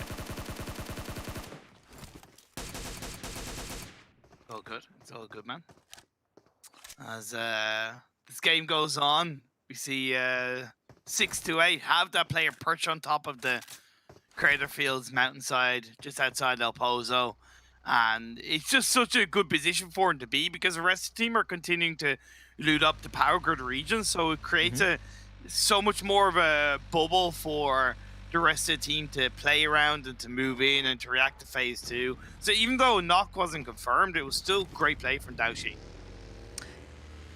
Yeah, just to get back, I'm sorry about that. I just got disconnected for a couple of seconds. But just to finish the thought I had, like, one thing I've noticed, especially with a lot of the South Asian teams, and the reason I'm saying this is because, you know, we saw Deadeye's guys getting caught off guard there by Reject, would be how, you know, when they play in the region, a lot of them, they have their usual drop locations, and it's almost like it's set in stone, right? You rarely, ever, even when it's a do or die game, do you see certain teams ever deviate from that? Apart from maybe Zeus, you know, sometimes, maybe Stalwart sometimes, because they're a little bit more wild, I might say. Do you think that could be something which could bite teams coming from certain regions when they're not, you know, used to adapting on the fly, or just maybe getting a little too, you know, overconfident? Stuck in their ways, and overconfident about the fact that, hey, you know, there should be anyone here. That's not where they draw. And then suddenly they get caught with the pants down. Yeah, you are pretty bang on with that point. Another South Asian example of that is DRS. Have you ever seen them drop anywhere else other than Yasnaya, or should I say loot up anywhere else than Yasnaya? They don't adapt in terms of their drop spot. Now, I will always appreciate a team kind of sticking to their guns, but if it comes in the form of getting punished at the start by losing one or two players in what is clearly common sense, a very, very risky drop from the playing path, just have that alternative, have that plan B, have that plan C. When you start the game with that idea in your head, it allows you to adapt a little bit quicker on the fly. So yeah, you hit the nail on the head big time, just like this phase 2 has hit all of these players in the face as it shifts down the southwest towards Los Leones. Great for MS Chambori, of course, and even to an extent Genesis Dogma. I did make note that FaZe would want to move out of Picado, and this is the reason why. Nova, Genesis Dogma, 628, 4 Rivals as an example, all very close to that Picado area. It's just a shame for FaZe that it kind of shifted in the opposite direction of where they went on that phase 1 rotation, but I appreciate that they recognized the threat of hanging around Picado for too long. Yeah, Picado, a town where many a team have met a very grisly end. Man, I've met a lot of grisly ends dropping towards Picado. Oh, dude, it's so fun. It's so fun. It is to drop fun, in Picado. but it's annoying when, like, you know, you're playing with a squad and your squad survives and you're the one who died and you're like, well, what do I do now? Well, what does Annis do? I've never had that happen to me. Yeah, well, I guess you're just better. I guess you're just better than I am. Or maybe you just don't fight, Imperium. Maybe you're just hiding in a corner, just cowering. Maybe that's why you stay alive. Don't reveal sorry. Yeah, just ignore what I said. Thousands of people watching. Yeah, ignore what I said. Imperium doesn't hide. He goes all in. He is Rambo incarnate. Rico Infinity, unfortunately, are not Rambos incarnate. They will not necessarily. They don't want to really take the particular duel. Obviously, Enigma Galaxy are much more. Hold on. They're just grouped up right now, and they're hearing all this commotion. They're hearing the vehicles afar. Speaking of vehicles, Logan is going to make a quick exit. And with Sean Burry, maybe looking for some vengeance from the previous game, because that was a 4v4 which could have honestly gone either way. Really could have overall, but in the end, Infinity were just better. I'll just say, yeah, they're just Infinity better. are just better. And one thing, it's actually really funny about the Infinity, because back in the first Super Weekend, Erangel was their weakest map by far. As a point of reference, 7 points per game in Erangel compared to around 14 and 13 for the two other maps. And I said to you during that third Super Weekend, I said, if they can clean up Erangel and get stronger points in Erangel, they will be an extremely dangerous team. And look at them now. They consistently perform on Erangel, they consistently perform on every single map, and they're currently at the top of the standings in this Super Weekend. It's just amazing to see for them to see their own awareness in that and go, wait, Erangel, we're not looking the best on that. Let's improve. And then we have the other map sorted. PG-13 got a nade out. And he spots the player driving past. Not able to quite confirm this elimination on Daybot. And is that a nade? Okay, all right. Good trajectory. I thought for a moment that he just naded his own teammate, but no. Smokes will be deployed. A couple of nades as well. And they're making MS Chonburi think. Now, Ponzai's above, but look at the other member of Genesis Dogma sneaking in from behind. MS Chonburi is slowly but surely getting wrapped around from behind, and they seem very unaware. And the Ponzai, the Overwatch guy, has been taken down. Okay. And this is also a really tricky fight because it's right close to the edge of the circles. Whoever finishes it quicker will come out on top. And lovely play by TG13. I believe that leaves now Nickel on his own as a surviving member of Genesis Dogma. And if I were him, if he can, to try and cut his losses and move away. I can't see him doing anything about this being so far away. Even MS Chonburi trying to go for the revive on the Ponzai, as Nickel does indeed try and take his chances and move away from that one. He's taking a bit of damage, but somehow has managed. Oh, are they gonna? Okay, I thought NC2 just gonna go for the hunt, just leaving his teammate, but still almost found him. Great turnaround for MS Chonburi. I really felt Genesis Dogma, they went for the right play, but just one or two duels not going their way, and they even found Ponzai, right? He was a guy on Overwatch from above. Knocking Ponzai was great, but it was unfortunately Boom's getting knocked, and it's rare I say this about Booms because he very, very rarely makes a mistake, but that was the one mistake. When Booms got knocked, it opened the door for MS Chonburi to win the fight. Punched him to death. NC2. Absolutely brutal. No respect whatsoever. I love it. I love everything about it. As Reject. On a bit of a warpath since the previous game, and they maybe not really looking to chase down the Xavier because Reiji, they've got, it's almost like they're shepherding it in the direction of Reiji, but now Reiji's alone. He's all alone, and the Xavier, they're like, well, let's take care of him, hold on to this compound, and then get rid of the other members of Reject. But for how long can Reiji so stay alive? That's the question. He's running around, he's going to take the duel, and he will quickly be put down. And with that, the decision has been made for Reject. They're like, yeah, if he stayed alive, could have maybe come in and try and help him out. But with him going down, Reject decide that's really not worth it. It's just down to a two-man squad. And yeah, a great turnaround coming in there for their opponents.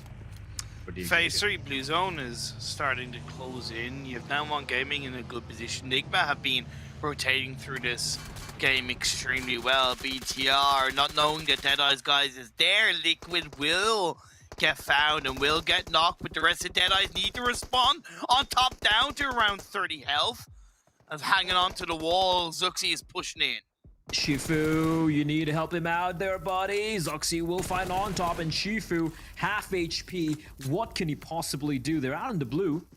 And Shifu's actually inside, so he could potentially just keep them and ruin their day, but no.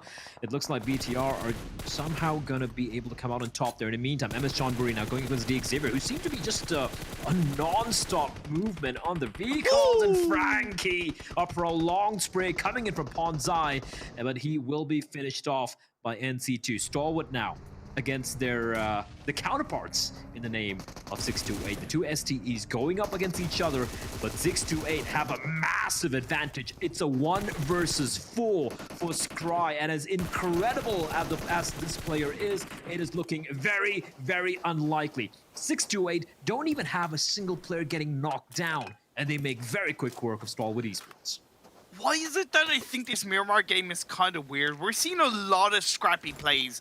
6 teams have one player left. That is kind of unusual for Miramar. I know that sometimes, again, based on the playing paths, that some teams can kind of get caught out and lose 1 or 2 players to begin with, but having 6 teams in Miramar with 1 player left is just so rare. I've never seen that. I've never seen that. And 6 teams with all 4 players left live.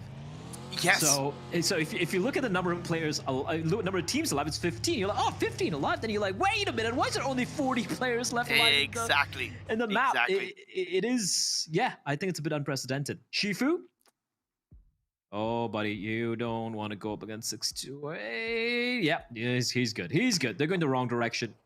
And Shifu is going to stay alive for a while more. Meanwhile, Infinity, the 4-man squad, looking to finish off Genesis. Dogma, Nickel, all the nade is going to force him out of the vehicle. It's looking rough here. And Newsy, is he calling for backup though? No one. He has a couple of teammates nearby, but no one seems to be moving his direction. The second nade will find its mark. Nice. So down to just 45 points of health. I'm just guessing here, but it's looking close to 45. A third nade down to just 15, but he patches himself up and is back to full HP once more. BTR go down, Reject go down, so 2 teams that had solo players have been followed by a third in the form of Genesis Dogman. Now the Infinity need to focus on being inside the circle now. However, and this is what I love about the Infinity and how they pull off these kind of rotations and these kind of controlling positions. Gotuni, already inside the circle. He's the anchor point. He's like, yeah, guys, you worry about what's going on behind. I'll stay inside the circle. I'll hold down to fort. FaZe, they have a beautiful spread. I would argue it's a little bit too heavily split. I don't really like how far away Tony K is from the rest of the team. I like how Venturis and MR5 are close by with Corby covering the north. But Tony K is the one, to me, that's massively at risk. MR5 with a big zoom banger. Chungus of a weapon. It is a massive chungus of a weapon. It's a green, big ass chungus. It's dealing pain. And MS Chonburi. The really cool thing about MS Chonburi right now, even though they've lost a member, even though Ponzai has been knocked down, 7 eliminations leading the pack.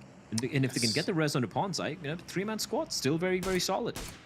And considering they scraped into the Super Weekend, I mean like scraped into the Super Weekend, it is a good kind of vote of confidence in how they recognize that, hey, look, you know, we may struggle in Super Weekend, but in the league play, but the Super Weekend is where we come out on top. Now, they have lost 3 of their players, so it's just NC2 that's left standing.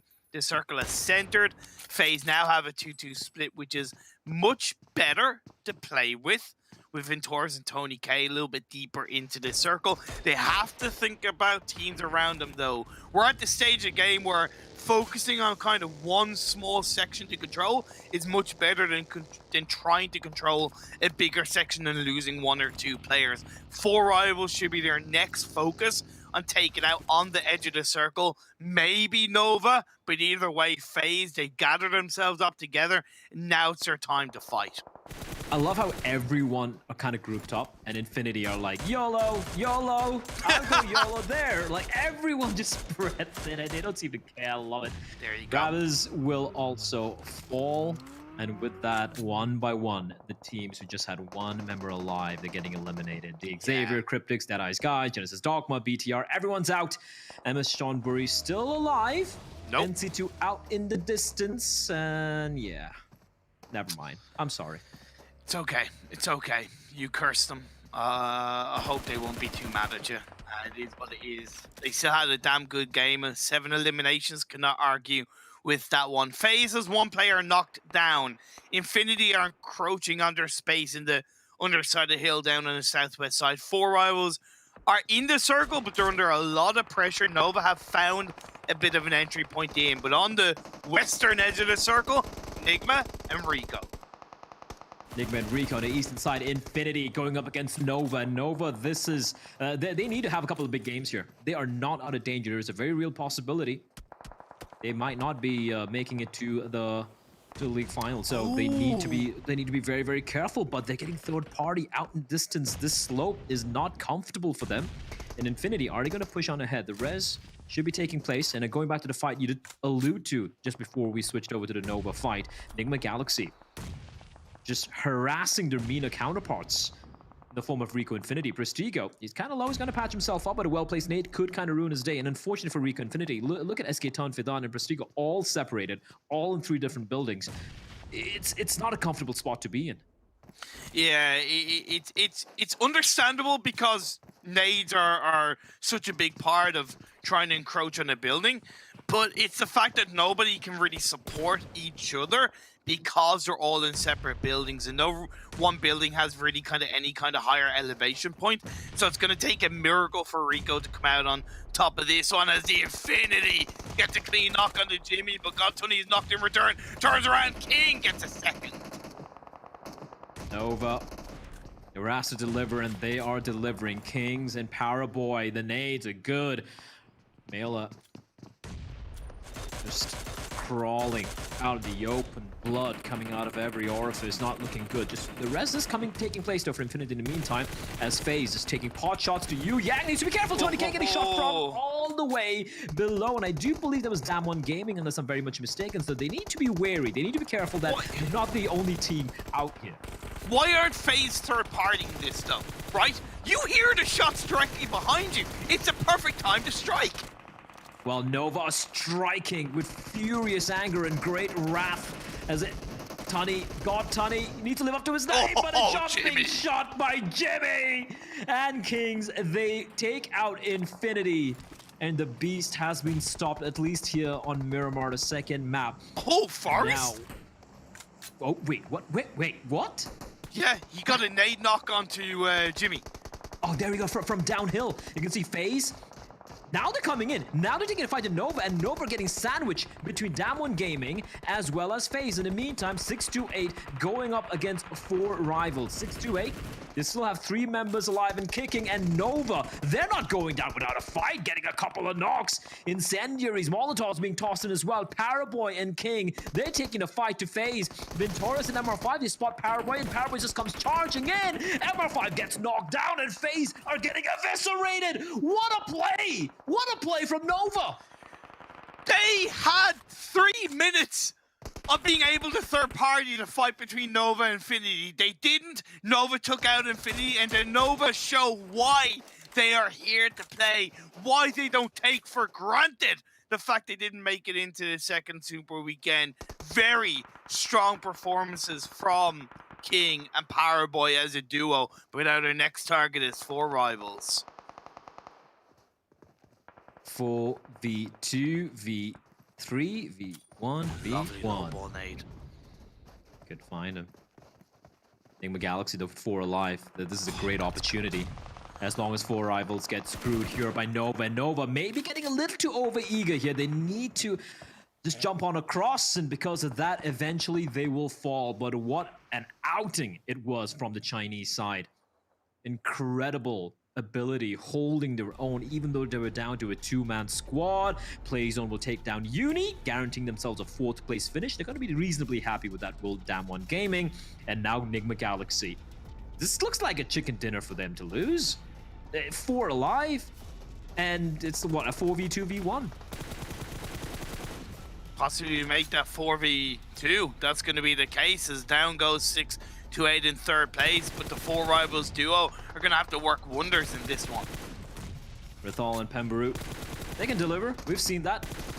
If they can somehow... Oh, never mind. It's looking unlikely. There you have Enigma Galaxy. The moment they realize that they have a massive upper hand, they waste no time. And a very well-deserved chicken dinner coming in from Enigma Galaxy. They didn't play this one very quiet either, Imperium, right? They weren't like super hyper-aggressive, but they took the fights they wanted to take. When they saw a couple of players, you know, out in the open where they knew they could get an easy elimination, they went for it. And they kept everyone alive at the end. Although Nova kind of almost stole the show with that incredible showing at the very end there, Enigma Galaxy deserved chicken dinner. Yeah, big result from Enigma Galaxy in my eyes. They were confident how they held on to the west. They swept in on the edge of the circle. They moved in through the kind of west and southwest, and then they were just really methodical how they played. They dealt with Cryptics, they dealt with Rico, they dealt with the last player BTR. Every single challenge they came up across, they won, and then in the end, they waited out, they third-partied onto Nova, wiped them out, and then it was just them going up against 4 rivals.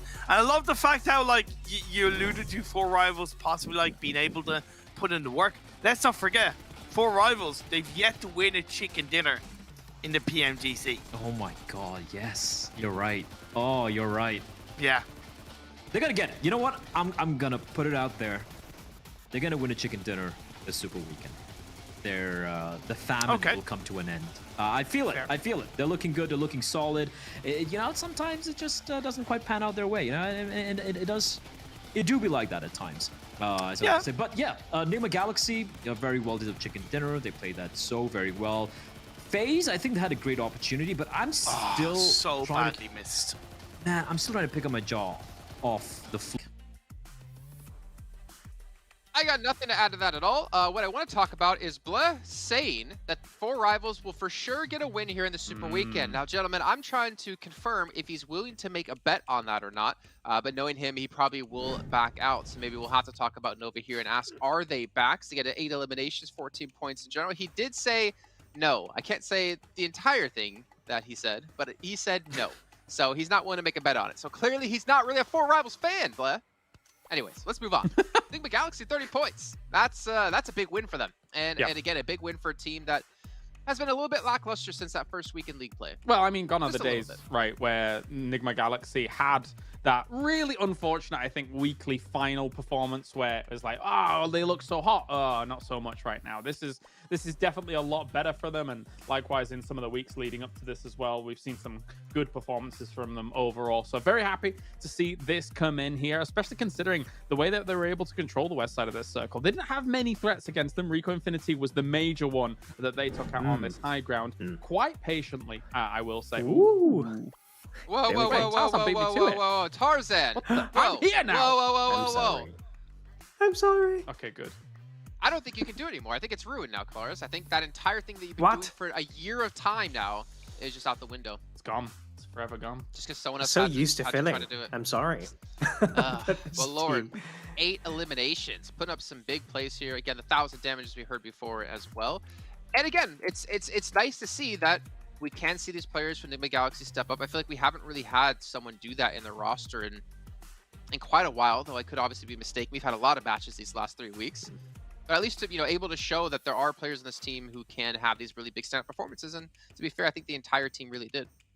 Yes, and to be fair, a lot of momentum coming from the early skirmish as well. Like, they know there are certain teams who like going for these car spawns and just go to the drop store, and Cryptic's one of them. And Nigma Galaxy, being from the same region, playing against them for many, many games through their respective PMPL, knows how to punish that. And they just took that momentum, and hopefully that will be what they need to have another good Super Weekend. But it's not just the western side that we have some change of dynamics, guys, right? We talked about that northeast. 3 teams went over there when the side of Team Secrets not in the lobby. So also DXavier happily taking away El Asa, not having a TJP in the lobby as well. So a bit of a change dynamics between teams from that eastern side. Yeah, thank you, Max Ben, for pointing that out as well here for us, because it is very interesting to see teams changing their locations depending on who is in the lobby and who's not. And also, just to quickly correct myself, I do want to give credit to Nigma Galaxy, because in week 2, they had 162 points. Yeah. They were the 3rd highest point scoring team. So they've had that kind of bounce back in the same aspect that Infinity had from week 1 of league play, where they bounced back into Super Weekends. And Nigma Galaxy had a fantastic week of league play, and then a very disappointing first week of Super Weekend. But again, our treasure box is still going on, you guys. You can be watching and earning rewards in the Esports Center or over here on YouTube. You can click down below the stream. There's a rewards button to help you get some more tokens to unlock some permanent items. And not to mention, this ends on the 21st, but starting the 22nd, we got even more items for you guys to win. So as long as you're watching between the 22nd through the 10th of January, you get some more points that you can use to unlock even more items and even some special rewards. Kalaris, if you could choose a reward here, which one would it be? It's the AUG, of course, because it's a laser gun and that is a nice color palette. I actually bought some shoes in black and gold recently because it's the right color palette to pick. Is that gold? It's kind of a yellow. I'll go. Yeah, well, we're close enough, Jason. You have more shoes than I think I have anything in my life. Maybe you probably have more shoes than I have money. I have a lot of shoes. I have more shoes than my lady friend as well, and she's very annoyed about that. So yeah. Okay, well, Tarzan, tell us something that you collect that we didn't know about. Wow, wow, that's sad. Like, that just makes me feel like I don't collect anything. Like, I don't Strange carrots. But to be fair, I'm pretty. I love shoes as well. I feel like I have this weak spot when it comes to bags, especially handles. Is that what they're called? I don't know. Just bags, right? Bags like backpacks. So yeah, like I've stopped recently. I don't think I've ever heard that word used before in my life. Jason. Handle? What's up? What do you collect, Jason? Hold. I used to collect like old coins. Oh. Like whenever I would get coins, I would look through them and find like really old ones. Mm. I also collect a lot of dust at home because I'm never here to clean it. That's true. And that's probably about it, actually. Now that I think about it, I don't really collect much stuff. It's a little bit sad, but you guys maybe could tell us what you collect at home in Twitch or in chat, obviously, and also you can tell us your favorite team to make their way. Can your favorite team make their way to the finals? So I guess it's a yes or no question. Pretty self-explanatory answer there. But we're gonna head to a break. When we come back, we do have our third map of the day ready to go. For this flame path, going from Primals all the way up to just between. Hang on a minute. I don't think carpooling is a thing in PMGC. Oh! To the side, get to the tree. That's your cover. Get over here! And get your teammate involved. I don't know. I feel like this is a painful situation if you're Satar. Let's see if he has any tricks up his sleeve. This guy's got the moves. He's got the moves. He's got the PMGC outfit. He looks clean. He's right up at the top of the car. I'm gonna need backup. Who's gonna go in now? Magic Man himself, Satar. But in comes another player to try and what for, and this time, oh, he's got a gun. Okay, yeah, there's not a lot you can do. I mean, dodging cars is one thing.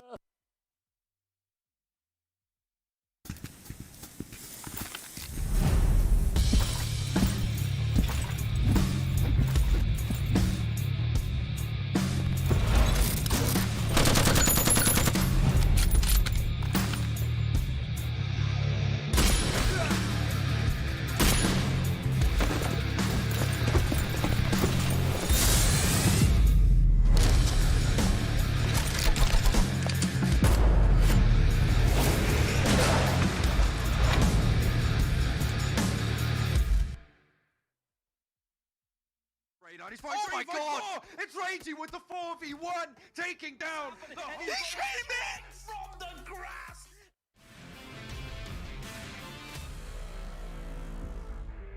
Crawling his way up top, Zoxy's gonna find the line on him.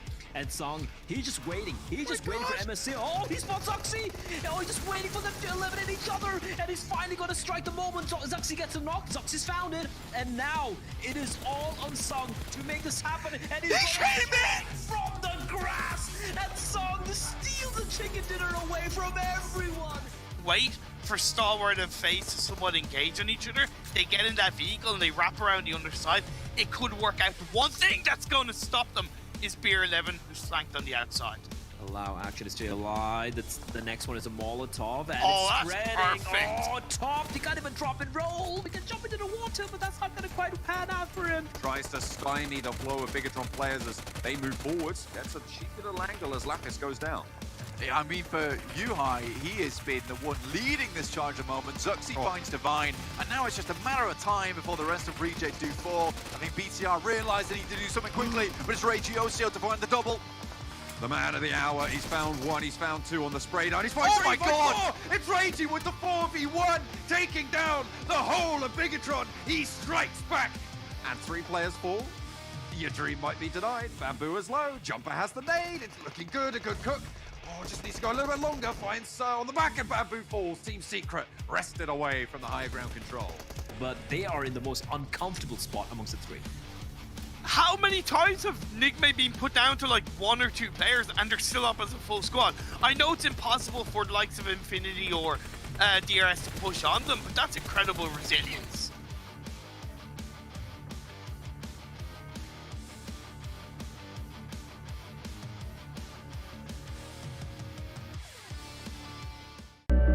I saw the first light, the first steps.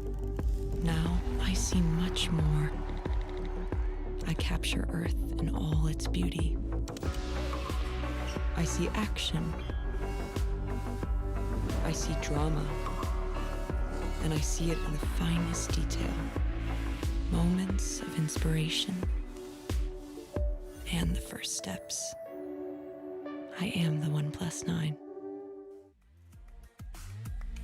Welcome back, everyone, to the PUBG Mobile Global Championship 2021 East League. Before we do dive into our third match, remind you guys once again about our sponsor of OnePlus. With its flagship performance and immersive 120Hz display and HyperTouch technology made specifically for gamers, the OnePlus 9 and 9 Pro are your best shot to climb what, Jason? The leaderboards. Good job, Jason. You nailed that one perfectly. All right, so gentlemen, we're going to be headed into Erangel here momentarily. We've got to see Enigma Galaxy have a very good first match for them on match 2. I guess technically it wasn't their first match, but their first good match, at least of today. And we obviously had Infinity, where Jason Kaplan himself predicted them to win and was correct. Tarzan 0 for 2 today, Clara 0 for 2. Actually, Clara, I'm going to give you -1 for 2 because your pick of FaZe Clan in match 1 did not work out at all. I think it was FaZe Clan. It was Nova, even worse. Not at all. But Erangel coming up next year. And again, I think we need to really be focusing on, Deadeye's got our Bigatron, FaZe Clan, Xavier, Damwon. We also need to pay attention to TJB and how they're starting to slip down the leaderboards here. I believe Cryptic's probably on track to pass them within the day since they started off just 10 points behind them. But that's what it's about, right? Yeah. It's about seeing which teams are going to pass who and potentially which teams will fall where. The leaderboards, Jason. Oh, wait, you didn't ask that. Yeah, I mean, I was really hoping... what time it is right now, Kalaris? It's, I don't know. No, let me talk about Cryptics here for a moment. I was hoping that they were going to do something on Miramar. Of course, they do want the points. They need the points, but I don't know what went awry there for them, so I do sincerely apologize, Jason, for my second bad prediction of the day. Okay, well, apology accepted. But you know what time it is right now, Kalaris? What the leaderboards? Ooh. Yes. Yes! Oh! Just gonna sit here quietly and wait for it to come up. Wait, production just said no! So technically, you'll be right. You can't say no, production. I also heard production is sending us ice cream, so we should expect our delivery here. I heard that. And some cake. We're gonna get another no. Yes. And maybe some tea, because I heard tea and cake is a good way to start the day. And to be honest, it is a very important part of a healthy, balanced diet. But let's move on from this one. Damwon, Kalaris, you wanted to talk about them at the start of the day. Yeah. I'm going to give you the floor now to talk about Thank you. That's very kind, considering everything I've said today has been useless. We have got, of course, Damwon, Kia here in the position that they're in right now. Obviously, they were previously, as coming into this very start of the day, 19th position. They need a lot of points to be able to push them up. However, I think both me and Tarzan have seen development in them quite significantly. This last league play that they came in, there was 3 decent podium finishes with 10 kills apiece. And though that is not the Damwon that we saw coming in at the start of the tournament. So I think they have adapted. And I am hopeful that our South Korean representatives here can push up the leaderboards. What do you think, Tarzan? Absolutely. Like, when you look at the mini-map as well, you look at the time of them rotating in phase 1, there is a significant improvement. I'm just not... Okay, it's not always good if you're quick, but they were quite prepared, like the way that they were rotating in. And if you just look at mid-game sometimes on that bottom right with that point table, they were that team that constantly gets some eliminations before we hit maybe the 15-16 minute mark. So they were making something work with the changes in the early game, and God forbid, like we wish more teams do something like that to really fix something, test more things. They were bold with those, and it worked out.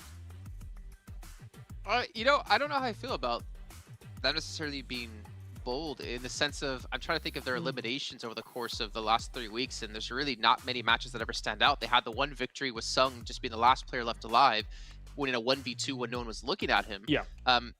We have seen like a couple of glimpses that they can get eliminations, but if we compare them to likes of Infinity, to Enigma, to Genesis Dogma, we're not seeing like consistent eliminations come through out of this team, and that worries me if they want to get into the grand finals. I will say conversion has been fortuitous in some essences, as you can see here, now pushing up slightly against Xavier, actually tied in terms of points technically. But the thing that I do like about it is that, and it's kind of not common when you're talking about South Korean representation in terms of esports as a whole. They were relatively passive, and normally a South Korean representation would be kind of quite aggressive. Now, that passive play has kind of then eventually led them in some really rough spots, but it's slowly getting to the point where they're finding the groove in this lobby. So at the point where that passive play can then start being a bit more aggressive once they know, okay, we know what's around us, we know which teams are around us and which positions they've taken. Now we can aggress onto these kind of spots, etc. So it's still some work to do for sure, but they can move up, I think. So I I'd say obviously every team that is here participating is like the cream of the crop. Yeah. But do you feel like Damwon can keep up when it comes to the raw mechanics of being able to take on a firefight against, Pairboy, who's been really standout for Nova? Not currently. It's weird because, again, usually South Korea is ahead of so many other regions in so many other titles, but here in PUBG Mobile, it's been a little bit slower. I think that is fair, and they're definitely not as well versed, and especially on the international stage like this. So there is still a learning curve there for them, I think, here on this kind of stage.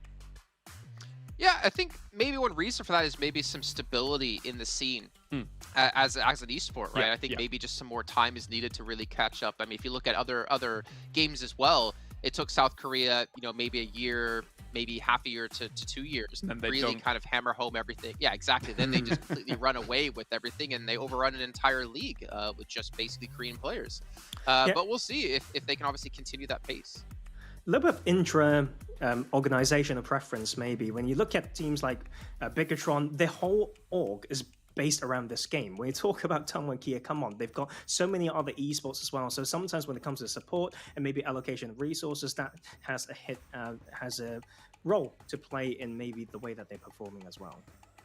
Okay. Well, I mean, moving on, we obviously have a lot of other teams to talk about. Xavier, we need to have a little bit of a step up, and maybe at some point today, over the next 2 days, one of us will predict them to be the team. But that is not what's happening for me. Tarzan, we'll start off with you in the end since you have yet to go first today. Stalwart Esports. I feel like yes, for sure, they take a nap from time to time and come back stronger. I feel like this nap is going on for a little bit too long now, so it's about time for them to wake up. Yeah, I mean, just sleeping a little bit. It's the weekend. Kind of. It's Friday. Hilaris, what about you? A bit more of a, well, not really a wild one by any stretch of the imagination. I'm going to go with FaZe. I do think they're good on Erangel. I think that this is where their comeback began, and I think it's about time for them to get a win. See, I was going to choose FaZe, and then I saw that you chose FaZe, and I saw your track record today, so I steered away from FaZe, and instead went towards where Tarzan was thinking, and went with Stalwart as well. I want to see them wake up. Hey, my track record. It could be the Kalar's curse. Who knows? Well, when Max is back, we'll see how it goes. All right. Cheers. All right. Well, we'll have to wait a little bit of time before Max does come back, but it is time to bring our commentators. So we don't have to wait much longer to see the beautiful faces of Blank and John Allen. Thank you very much. There you go. It's a compliment to kick things off. Blank, you're looking very floral today. Looking very good as well. We're going to be getting into Erangel, and there's a lot of foliage there. Maybe you'll blend in.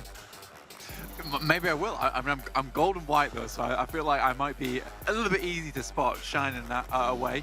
I do want to say the reason I looked a little bit confused though is because I realized that I couldn't see anything, and that was because I didn't have my glasses on. So now I can see stuff. I was like, that's very strange. I can't see over that. Oh, not got my glasses on. Luckily, I can see this plane path now, which heads up from Primos up towards Kameshki side. So happy days here. As we head into this one though, John, 6 to 8, doing 6 to 8 things, dropping down towards Primos side.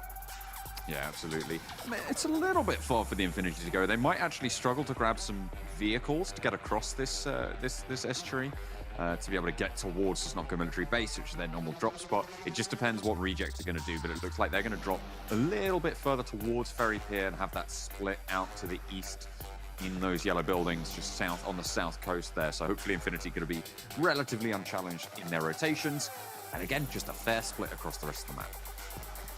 And a very fair circle as well. This is probably the most central circle we've seen in a long time, actually, for this one. I think that, this Super Weekend has been made very interesting purely because DRS and Team Secret are in this. Mainly because they're not going to be taking these points away from other teams. With a position that they ended up in with like 8th and 9th place, right? That was definitely a place where if they continue playing as they did do in their past 2 Super Weekends, a lot of those points towards the bottom side, they weren't going to be able to grab them, as many at least. But now it's opened up a much more. I think we have a much more even playing field down towards the bottom of the standings at least. We still have teams like Genesis Dogma, Infinity, as well as 4 Rivals who are sucking up a lot of the points, as well as Stalwart. So those teams, they're going to continue to do well. I will agree with Tarzan though, very quickly. The Stalwart have been napping, right? They're in hibernation at the moment. Yeah, they haven't quite reared the head just yet. And you can see them just getting sprayed down by 6 to 8 there. Goodness me, what a forward push from 6 to 8. Very, very nice on that hillside. But it feels like this is not the same stalwart that we want to see, that we know we have seen in the past, and we're looking forward to it. It's going to be hopefully back on the road again. Yeah, hopefully back on the road again. Currently dropping down to 4th place in the overall rankings, as well as being in that third Super Weekend. It's not really good for Stalwart. The Infinity, on the other hand, a clear 60-point lead over Genesis Dogma after that massive game they had at the start of the day, which was incredible, and return to form. And you know what, Jason? Genius. Just a genius move from him to pick Infinity on that first game. Like, the thing is, these guys are saying that, well, yeah, but these guys on the desk are saying that he picks the same team every time. Well, how can he pick the same team every time when it's the first game of the day? All right? It's just unbelievable, really. Even the logic they're using is flawed. I can confirm that's how numbers work. I've heard, anyway. That is, in fact, right. So I don't know what you've been listening to, but there it is. That's, sometimes it just be like that, People don't think it be like it is, but it do. You keep asking me if I know. I'm going to tell you right now. I do not know what you're talking about. I do know PUBG Mobile, though. And you know that Reject are going to be down towards Ferry Pier. This is a general drop spot for them. I think they've been trying to adjust things a little bit. And for Reject, things haven't been going so excellently. I think they're one of the few teams other than Cryptics, Rico Infinity, and Reject. Well, in fact, other than just Rico Infinity and Cryptics, who have 3 Super Weekends and yet are in that bottom 10, right? It's a little bit awkward for them. Being in that 10th spot, though, is not so bad. They're still trying to pull up those numbers, but I do feel like there's a lot more juice in this team that can be ringed out this tournament, right? I don't think they're done yet. They are about 8 points away from that 200-point threshold, where we're saying that, yeah, you should be safe-ish at that point in time. And they will most likely jump DRS as well as Team Secret as this Super Weekend continues. Yeah, it looks fairly likely that is on the cards for them, and that they are fairly safe. And speaking of, where that point bubble is most likely going to fall, I feel like Tongjabao, I mean, a lot of people are sort of saying, it's almost confirmed that they're not going through. But I feel like it is actually very much on the wire for them. It's likely, sure, that a lot of teams are going to jump up over them, given the number of games that we've still yet to play. But they're still sat in 12th right now, right? They're still sat in 12th place, which means that they need 4 teams, or even 5 teams, to jump up on over them to be able to knock them out, right? So it needs 5 teams to make up that points difference, which actually adds up to quite a lot of points going down towards the bottom of the table. So it's definitely volatile down there. I would say so, 100%.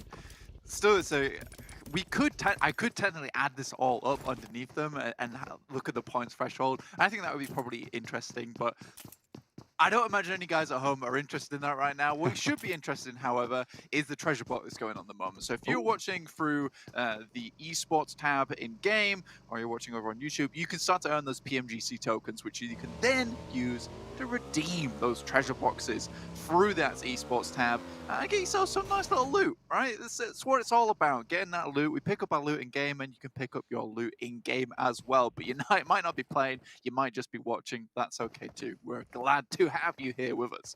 And there's plenty more information if you have any questions in the in-game esports center, so go check that one out. As we said, though, before, center circle, and no one really going to have a chivvy on just yet. The main adjustment I think that we're really seeing in this game is Stalwart, right? Up to Lipovka and Milta split.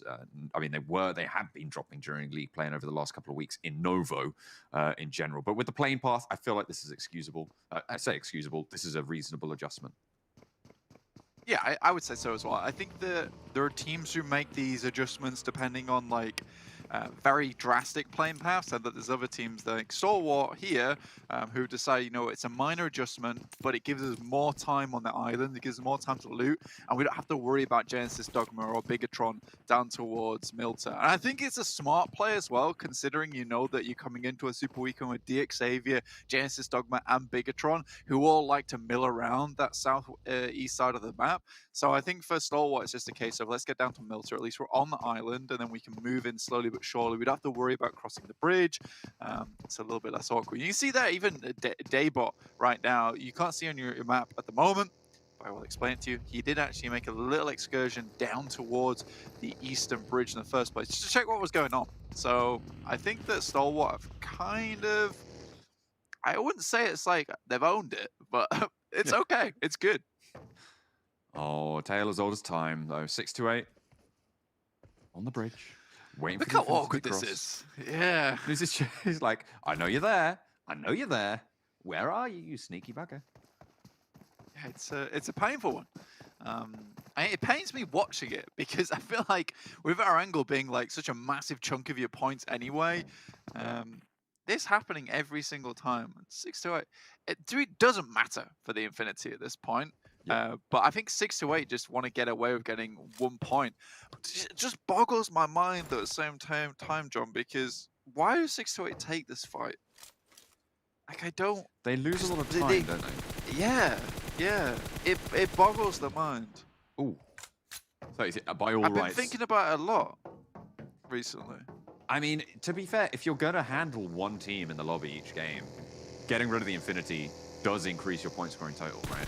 But in comes the crash. The spray down's not quite there as Mela sends straight on through, as to the rest of the Infinity. 33Z tries to post up, but they spread out wide. A little tickle of damage sent to the foreguard there. The Vanguard push for the Infinity. Newsy left on the back, but the team now spread out. And honestly, now 6-8 are in trouble here. Yeah. But I'm literally eyes emoji right now because it just let them go past. Well, that was the worst hold I've seen in a long time. That's, yeah. I mean, it looks like the Infinity have really been brushing up on those bridge pushes, though. Like, getting someone there early, getting Newsy in position early, opening up with a little bit of damage, depression, and in that chaos immediately, sending straight on through, triple buggy push. I feel like this is a new, not necessarily new strategy from Infinity, but definitely a new lease on the specific engagement. Yeah. Refined. And I think that one of the best parts of that is that you said the triple buggy push, but it's like it's a staggered push as well. So they've got one goes out, then one a little bit later, and then one after that. And it means they can't all focus on just one singular unit, one singular convoy. So really well done. I mean, you hit the nail on the head there, John, but still, it really boggles my mind. I want 6-8 to stop doing this because it's not going to benefit them in the finals because Infinity will be there. In general, I feel like it's more worth it to go to a compound that you know that Infinity are looking to rotate through or past to try and grab one of their players there at this stage. Because as we highlighted earlier, right, like they have lost so much time moving forwards. They're now behind everybody else. They've let Reject get ahead. They're behind Nova. They're behind Enigma Galaxy all the way in Pachinki as well. There's not a lot of time for them. And there's also something to be said of waiting to use this strategy until finals and maybe posting up here and there, but doing it every single game for 6-8 has allowed this to happen. And funnily enough, it's like you are encouraging growth within a team. Because you're like, well, if we want to get past the bridge, we need to get better at bridge crossings. And the Infinity now have it pretty much down to a pat. So if 6-8 ever want to do this in the finals, it's probably not going to work out anymore. Ooh. They are being hounded right now as well. Infinity, they finally managed to win this bridge fight, and they are out for blood. They've paid the price too many times to let this one lie. Newsy over the top, Logan as well, and trapped in the L-bend there in the corner. They're just being burnt from one end, and they're being smoked out into danger all around. One player now standing, just Sunan, and that nade should do the trick. One spray down, but it's going to be all too easy nade to put the final nail in the coffin for 6-8, and they'll be thinking twice about going for that bridge camp again. Yeah, I mean, Sunan was choking on smokes and grenades at the end there, so I don't think he was long for this world regardless of what happened. Let's take a quick look at the circle. Oh, yes, thank you very much, observers. Sends us over to Pachinki. This is where a lot of the action has been occurring, actually. You got Enigma Galaxy, Reject on the western side. You got Nova playing a four-man, well, a 2-2 split at the moment between either side of the northwest of Pachinki. But there's a lot of players around here. Now, I don't think it's 100% certain to drop down towards Pachinki, John, but there's I think probably at least half the players in the lobby down towards the southeast side. So if we get a northwest circle and FaZe can continue to hold on to Everest, they've done it before and they've done it fairly nicely before. It could be a good game for FaZe. Hopefully. Well, I mean, James is certainly hoping so. Predicting them on the desk. It's fair enough. Stalwart They're rooting for them as well. Potato Hill taken. Next circle about to pop blank. We'll see where that's going to shift us. It will be really important because, you know, we'll either have a very scrappy game up towards the northwest, or we'll have, oh, there we go. Yeah, there's your scrappy game for you. And I like this from FaZe, though, because they've got a 2-2 split on top of the mountain on Everest, as well as the beautiful compound just down towards the southeast of it. So they're holding multiple positions, ready for anything. I would say that moving down to that compound now, if you're the guys on top of Everest, might be a wise idea, considering you've got Cryptics as well as MS Chumbury vying for position on Everest. Just leave them to it. Take something safer in this situation. Xavier moving across, trying to cover ground, and actually fairly successfully. Through a very treacherous part of the map as well. I feel like there might be a little bit of a traffic jam here in Ruins, though, Blank. I mean, Denmark Gaming just moved up to this line. With Denmark Gaming heading into this area, again, there's a load of trees around here, so there is ability to kind of go unnoticed with the ruins that are available as well. There's a lot of sneaky areas. It's the getting in which is the difficult part. I like Stalwart's rotation here, heading all the way up to the north side of Rozhok, and they're going to come in towards Box Compound. They will encounter Rico Infinity Team on the way. Genesis Dogma, not having the best of days today. I think their fight between them and FaZe was phenomenal earlier on in Erangel, where it was basically Sitar and Daybot. So, you know, you still have those glimmers of ridiculous excellence from this team. But again, just the point scoring hasn't been up there. I think that Erangel is definitely their place to do it. I'm just a bit curious of what's going on. Bigatron moving into a compound held by two of the Reject players right now. There's a little bit of a split for Reject, and they can come for the regroup, and in fact they will. The first knock goes their way. Luxy on the ridge line. Actually not managed to get their first knock, sorry. I thought that was going down, but there we go. Only Zuxi to fall. Reiji still alive. 3 players on the forefront, and Reject actually leaving someone in the back as well. They don't even want to put all of their eggs into this basket. A nade in through the window, not going to quite land. It's a little bit further behind there, but that one will certainly do the job. Yuhai very low. Yeah, he takes Zuxi down, send another one through. Ignore the general location because he will have seen the hit marker on that. Luxy coming through on the backside. I think for Bigatron, Reject right now kind of are their kryptonites. It's a bit awkward. It's a nice Molotov from Yuhai Boy, which opens things up, and with Luxy trying to go for that flank on the right-hand side, you can see him there. There might be possibility. I think it's now down to Duello and Divine, and Sara really needs to get his butt over here because things are not going well. Need to regroup. Sara actually now into the fray, but Yuhai spotted it. What a switch up there. As the nade from Luxy as well, just pushing onto that tree. 2 players from Reject now standing in this compound. 3 alive for Bigatron. As Luxy moves forward around the side of the hay bales. Takes a little bit of damage, and there's another player up for the fight, but not going to be able to make it happen. Only a sliver of HP, and Divine's on the swivel as well. Spraying in through the window, but finally gets dispatched there. As the spray around the side, not going to quite land for him. Yuhai gets the final deal, and will be able to trump it on out against Reject. That was a great deal as well. No handshakes involved, though, because all of your poor guys on Reject were eliminated in that situation. I think now this really is a FaZe game. Rico Infinity are looking to pass by their compound and perhaps move into it, in fact. But they're being cautious about it. I think for FaZe, though, they are so good when it comes to holding circles that they own. They're very patient, I'd say. They never push anything that they don't have to, and more a case it's kind of that rising tide that slowly but surely will become a monstrous force towards the end of the game. And I like that from FaZe. So I think that there is a lot of teams that try to go for flashy plays, but FaZe is more just along the lines of let's make it happen even if it takes a while. Stalwart's long sling rotation. Moves up to the top of Everest against MS Chonburi. 2 of them get sat down, but Scry's in for the long haul there. Pika now lost standing, though, as backup comes through. 2 players standing now for MS Chonburi. And the regroup for Stalwart. Jasper coming on in. This is a good movement from MS Chonburi. The question is, how fast can Stalwart get back together? How fast can those pieces be picked up? And it looks like MS Chonburi gonna save one of their players there. Top getting healed on out. Scry gonna get naded out here. They know these positions with the regroup from Jasper. That position was spotted out, and the nade is good and long, and it will find the damage. Damn, that's so sad. They're actually getting the res through onto action. He gets taken down mid-res. Now it's a 2v2 though. John Top looking to find TJ13. Does hit one, hits the second as well. That's top things for you. Stalwart relying now on top, their front man with the M4 in hand, looking for the spray, gets it done, and the backup for the backline from Pika, excellently found. Beautiful stuff from Stalwart to stay alive, but they are down to 2 blank on a tricky descent towards FaZe. And it's so curious. Like, I think that they weren't sure that MSC were going to be up in that position. And I think for when you look at that fight, objectively, Stalwart looks so much the better team. Their ability to make plays, Scry's just peeking up above and then peeking back down again. Mechanically, these guys are incredibly gifted. And I think that might just been the case because they made that Rozok push. They had absolutely no information on this circle, so they just get caught in a trap. Obviously, we didn't see the context to that fight, but that fight does make, surprisingly, Stalwart look really strong despite losing 2 players. Deadeye's guys pushing up to the 4 rivals now. The blue zone at their back, so they need to make this push work. Blank trying to swing out wide, but it's a really rocky uphill battle there.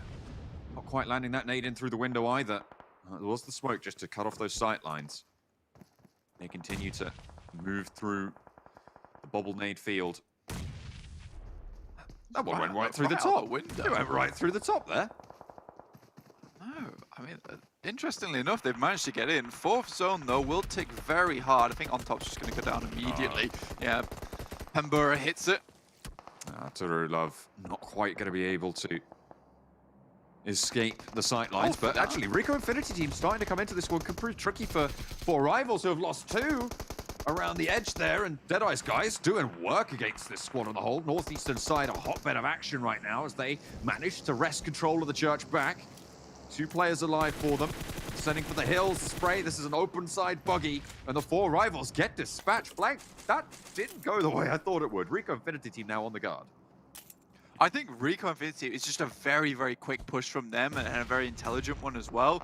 By all rights, 4 rivals should have won that fight versus the guys from Deadeye's guys. But the thing is, Rico Infinity just caused problems. Satar tries to get out of the way of that grenade. It's very close to him and just throws him over the top just to give him a little bit of space to breathe. A little bit of a sitter there. Marshall also suppressing the ridgeline from across the way, the foothills of Everest.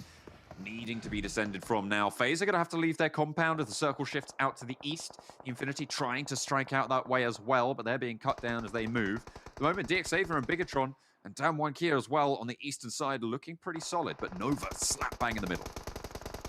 Cryptic's just getting torn apart as they come through, looking like paper mache. FaZe, though, do lose a couple. MR5 goes low, Lazy Boy down, and now just El Chapo remains. Most likely you'll pick up Tony K here. You want to confirm this fight. Getting as many as players back up as possible for FaZe is practically imperative at this point in time with the push they have to make. It does leave it a little bit open, but with Cryptics out on the roadside like that, I don't think that they'll be playing in this Erangel for much longer. The Infinity eliminated Logan, the last player, taken down now. 6 limbs already for Bigatron on the south side, and they're moving up to this crate in the center of the map as well. Getting a lot of position. Cryptics eliminated now to boot. And with 7 teams remaining. And Nova's really been pushing it today. I think that might be a product of that 1v3 they got done against them by Appy from 4 rivals in that first game, purely because they are kind of trying to push it as hard as they can, and it kind of puts them into these awkward scenarios sometimes. I'm okay with it considering Nova's been such a quiet team throughout this entire tournament, just getting points where they can, and finally they're trying to control these zones. I'm okay with it as long as we continue to see these improvements. Goodness me, just popped out of the vehicle there. Enigma Galaxy with 4. There's an awkward push now, like I said, for FaZe to get down from there. Everyone's looking at your position, but you got to be careful if you're Enigma taking these open fights. And Bigatron capitalized really very nicely. Allow FaZe to get back up, sure, but now they're both sort of locked and slowed on that northwestern edge. So it's good news for Bigatron, who have a very wide split as the next circle shifts almost entirely onto them. I mean, for Bigatron, yes, with 3 players and Liquid in the mix, maybe there's a chance here. I think that they're likely going to be the last people that anyone has to fight. So they have a lot of time to just chill in this location. DXavier, I think, surprisingly gone down to 2 players. They were one of the only teams with 4 towards the beginning of this one. Down 1, Enigma Galaxy Nova still sitting pretty with all their members on board. The M24. The crosshairs on the ridge line, sends a shot in, but it's not going to land. Rico Infinity team lose their last player as FaZe keep on pushing. The Nova's still in their way. Enigma Galaxy looking to crunch as well. The jaws try and slam shut, but teeth evaded for the meantime in FaZe. Yeah, Paraboy. SKS there with the silence. Tony K has no idea where he's been shot from. Looks towards the window. Has spotted something. This is really good callouts coming from them. Tony K will go down from Ralph. Enigma Galaxy is just trying to push up on these guys as much as possible. I think they think that FaZe has found an opening and now they want a bit of the action.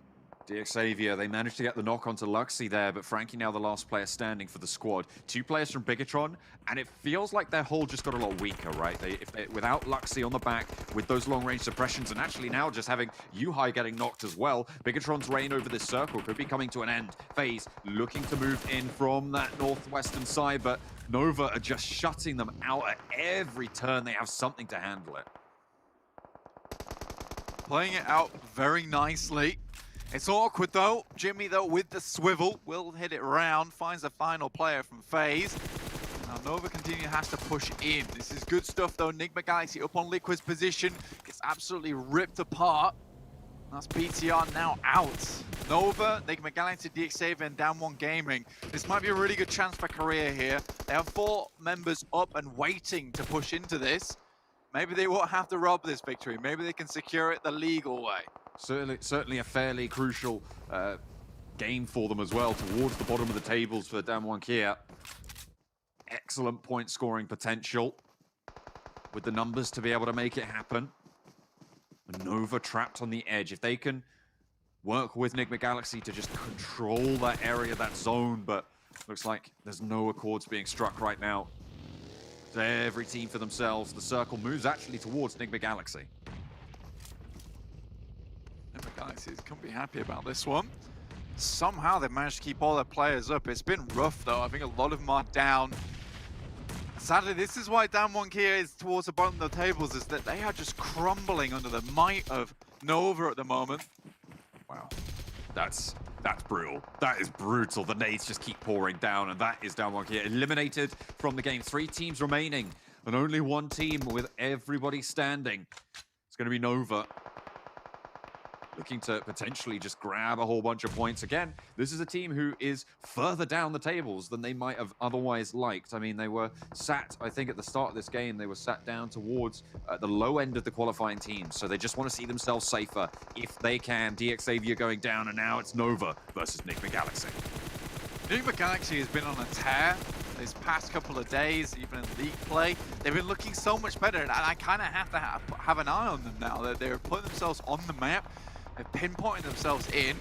Now setting up very quickly into position behind trees, several different locations. Order though, with a ridiculous flank comes through, finds 1 knock, tries to confirm Freak. That does put Nova in a bit of an awkward situation now that they're gonna have to try and re-stabilize from. 2 players for either side as Order on the flank did get taken down. The res available here for Nova. Not looking like it's available though on the flip side for Enigma Galaxy, so it's going to be a 3 versus 2, but make that 1 as Ralph now last up to bat finds King around the side. Plenty of HP, but his helmet's low as well. Drops for the shot, but the spray from Paraboy on the iron sights pays the iron price. Nova take the chicken dinner. I think that is actually one thing. The Paraboy's has been rocking the iron sights on AKM all game. Like, what is happening? The one that makes me really happy though, John, is that Paraboy is performing. When I first heard about this guy way back when, it was like he was hyped up to be the biggest thing. I watched him in PAL, he looked pretty damn good, and then you watch him in PMGC, and I was like, well, you know, he's not the greatest in the world. I feel like a lot of his other teammates are doing a lot of the work. Comes into this PMGC with his fires just re-burning at the highest temperature. I am so impressed by Paraboy. And it's nice to see the face, you know, and the name lives up to the skill in game. Absolutely. I mean, it's phenomenal as well because he's been part of the conversation basically since the first, like, when PMCO was being launched, right? I remember him topping the tables in Berlin. Everybody started adding boy to the end of their name because he was doing so well.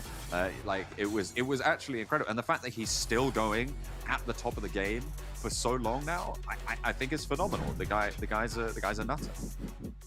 Yeah, absolutely. It's a strong game as well, coming through from Nova. They'll get a fair few points on the cards for themselves. And this should sit them pretty for today, to be honest with you. If they get a couple more good games, maybe tomorrow or even the next couple of games as well, they could just secure themselves into the finals just like that. And I mean, Imperium was saying it, and I got to agree with him, is that you can't count Nova out. Like, they did this last PMGC, which is a case of, let's take a quick break, guys. Let's not do Super Weekend 2. And we'll come back strong for Super Weekend 3 and then win the finals. So you've got to be scared of this team. Luckily for us, it is not just a one-horse race anymore, though. We have some really, really strong teams from several different regions also battling out here in the PMGC. Absolutely. There's so many other teams going for it. And there's so many other teams towards the bottom of the tables going for it. Bigatron as well, another team that you feel like you can never quite count out. I feel like they are that Super Weekend team, right? But they weren't quite able to hold on to that. So instead, Nova from the north will be able to sweep it clean. It's going to be a great result for them. I think they might have been able to beat out Tongjiabao now, sat above them in the tables. We'll have to wait and see and look at those tables a little bit later as we head over to the desk. Yes, indeed. There is that chance that they're able to surpass them. And now TJB, if that did happen, are getting more and more worried throughout all these matches, seeing teams start to rise up and start to pass them and knock them further down this leaderboard. What we can see here, speaking of leaderboards, 31 points for Nova. I think that's one of their biggest games they've had yet here in PMGC 21. Yeah, there's a big difference between them being center of these later circles compared to them being center in the first circle in Erangel, right? Where the terrain is very, very different. They're able to play this a little bit more stably compared to being in the center early in these circles, as well as being 3 compared to 4. But yeah, Nova, very, very impressive stuff, especially going up against Nigma towards the end that I thought was going to, cast a little black hole on the position of Nova, but not to be, despite having a great result in the previous game, Jason. Yeah, good result in the last game. Unfortunately, our pick here, Tarzan, didn't do as well as Claris's. We only got 5 points with Stalwart Esports, but to be fair, FaZe Clan didn't really finish off, and it seems like your prediction just a little bit delayed, Claris, since you had Nova in the last match. But Paraboy. Ooh, 1,048 damage. It's as if I looked at the stats before and knew exactly the number we were gonna get. I mean, it's Paraboy. Yeah, the crazy thing is that the fact that he can do these numbers in a game where he's controlling things is cool, but he can still do these numbers in games where they're not controlling things. So yes, very rounded player. I mean, this game is interesting in the sense that not every team get this type of finish when they get a center position, right? Around Erangel, around phases 4 and 5, they were that team who understood the spot that they were at, and they expanded control and made sure they took what they could. And that is a really, really important area of skill. We see teams sometimes being given, some grounds, but they didn't know how to work with. And I think that game, when it comes to a given landscape, is about that decision. How much ground do you want to control, and how do we do that? Obviously, Nova ran away with that one. Yeah, we can see here they have passed TJB, so they're in 12th place, and TJB have fallen to 13th with 163 points. Cryptic still on hot pursuit at 158, and then Deadeye's guys were on 16 points so far total in the Super Weekend at 138. So I think we're really honest with ourselves. 100% sure TJB won't make it into the finals at this rate. Yeah, there was a slight moment of hesitation for me to say that at the very beginning of the day, but considering the teams that are just below them, considering the difference that's there, yeah, I think we're guaranteed, Jason, to be seeing TJB falling out here, which is unfortunate for them. They came in hot to the tournament, but right now it's going to take an absolute miracle. Yeah, and unfortunate they took the very first chicken dinner of the entire event. Yeah. And speaking of taking things, you guys can get yourself a permanent reward if you're watching in the eSports Center. You're watching here over on YouTube. There's also a rewards button. You can click actually below the stream here to get even more points to build up towards unlocking one of these permanent items. And not to mention, after the 21st, we're going to have the second box available for you guys starting on the 22nd through January 10th, where you can get even more things and plus some special rewards. Maybe one of those rewards will be Tarzan telling us one of the things that he collects. Oh. God, like I still haven't got an answer. I feel like it's just broken memories of my past. That sounds extremely sad, but I need to. I don't know. Like I don't even know. Yeah, I'll come back with an answer for that. I've still got 2 more days, so through the Super Weekend we'll find an answer. Well, we got some bad news for you, Tarzan, because you have yet to answer that question. You've been removed off the next 2 days of shows, and it's just going to be me, Klaris, because we don't want to bring Maxman either. And every day I can bring up another thing that I collect because I collect so many things, Jason. So we'll be fine. Yeah. Okay. Well, here's a viewer thought for you guys. Which team will perform the best on Sanhok, and why is it Infinity? Because let's be honest, it's always Infinity. It seems to be when it comes to Sanhok. Let us know your thoughts in chat, obviously. And I did see a Mr. Shah, SHAH, agreeing with me about how he collects dust as well. But to be fair, I mean, hopefully it's the same case that you're just not home enough to clean the place rather than you just let dust collect in your place, because that's not good for you or your lungs. I don't know where I'm going with this, so gentlemen, save me here. Well, yeah, I mean, as long as you're not absolutely static and just collecting dust that way, I'm sure you'll be fine, Jason. Okay, well, ladies and gentlemen, I'm going to sit static this entire time while we're into break, but when we do come back, we have Sanhok coming up for you, and you're not going to want to miss it.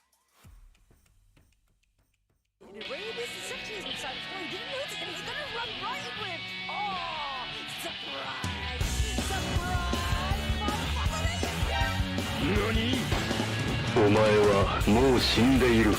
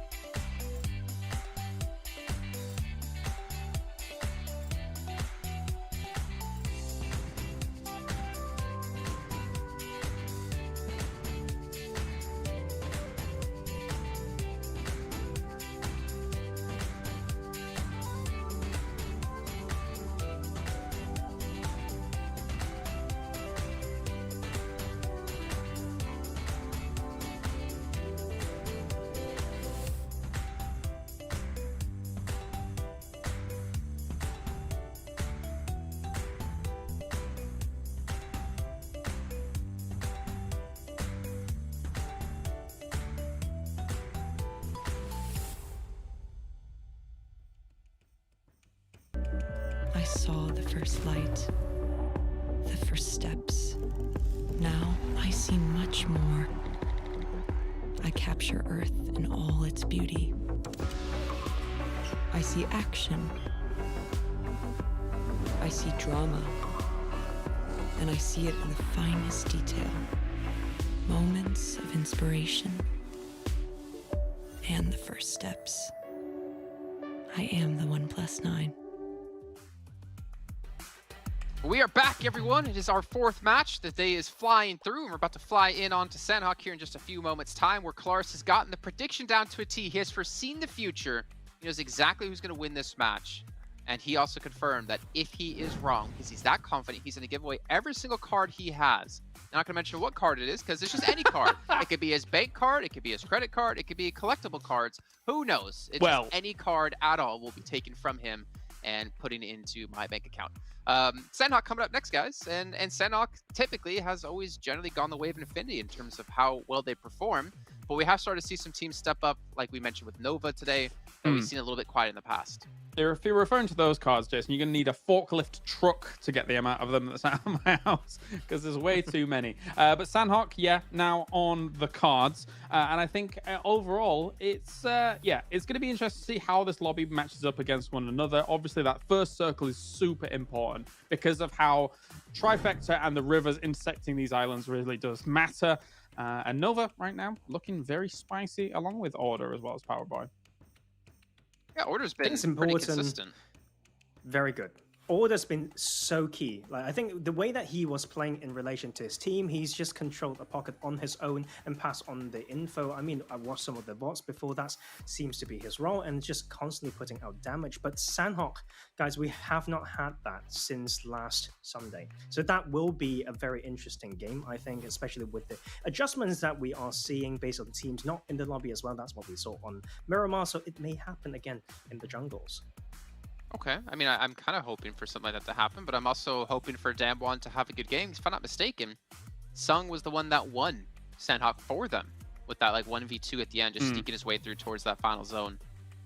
It's one of the battlegrounds where you can prevail by being a bit more sneaky sometimes. Of course, you've just got to stay away from those scary spots like those third parties that come along. But there have been instances where if you're just chilling, if you're being a sneaky snake, you can get yourself all the way to the very end. So let's see if that occurs. And I think for some teams, especially when you're down towards like the bottom of the leaderboards and you're trying to qualify through into the Super Weekend, Xavier, Damwon, Bigatron, even FaZe right now, they have surpassed, if I'm not mistaken, BTR into 16 plays, if I can read this correctly. Yeah. I feel like you almost have to play extremely safe here just to have a chance to get some points. Like if you're in those bottom echelons of the leaderboards, you need to get every point possible because we've already had, what, 2 tiebreakers out of the 3 weeks determine which teams get into the Super Weekend. I almost feel like there's a guarantee it's going to come down to like 1 or 2 points for the grand finals, or for the finals, I should say. Yeah, the thing is with this map as well, is to define playing safe is really weird. You almost have to look into med strat, and those 1 or 2 points may be the difference of 1 and 2 first aid. And you do have to ask, when will teams pull out a particular card and play it? Nigma Galaxy, I want to talk about them because of the momentum that they have.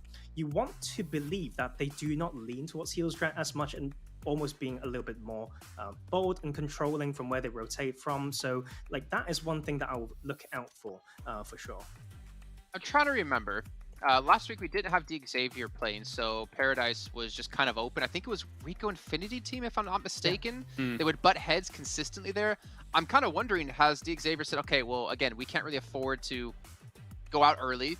We need to be building up points. So I'm assuming they might just actually ditch that location overall just to avoid Rico Infinity. And there's some decent trash loot around Paradise Resort that give you still the same rotation path. So maybe that could be an answer. Okay, predictions. Tarzan, you went first last time. So Kalaris, you go first this time.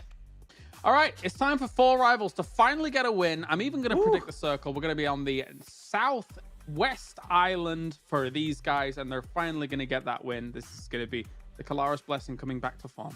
Well, if you're so confident, let's get a prediction in how many eliminations they get. Let me write this down. 13.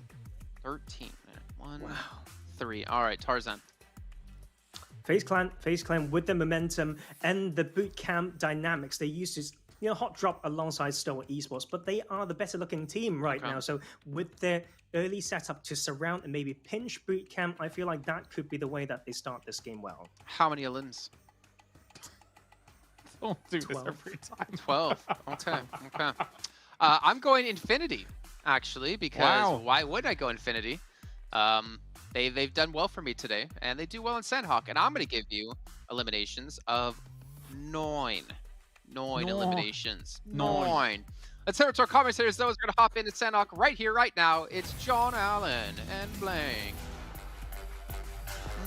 Oh, yes, 9. 9. Thank you very much, Jason. Yes, very good. Yeah, Jason, the master predictor on the desk. Yes. Oh, I think that 12 is a lot of eliminations for Sanhok. I think 9's a lot of eliminations for Sanhok, honestly. That's true. I haven't run the numbers on the average. Run them now.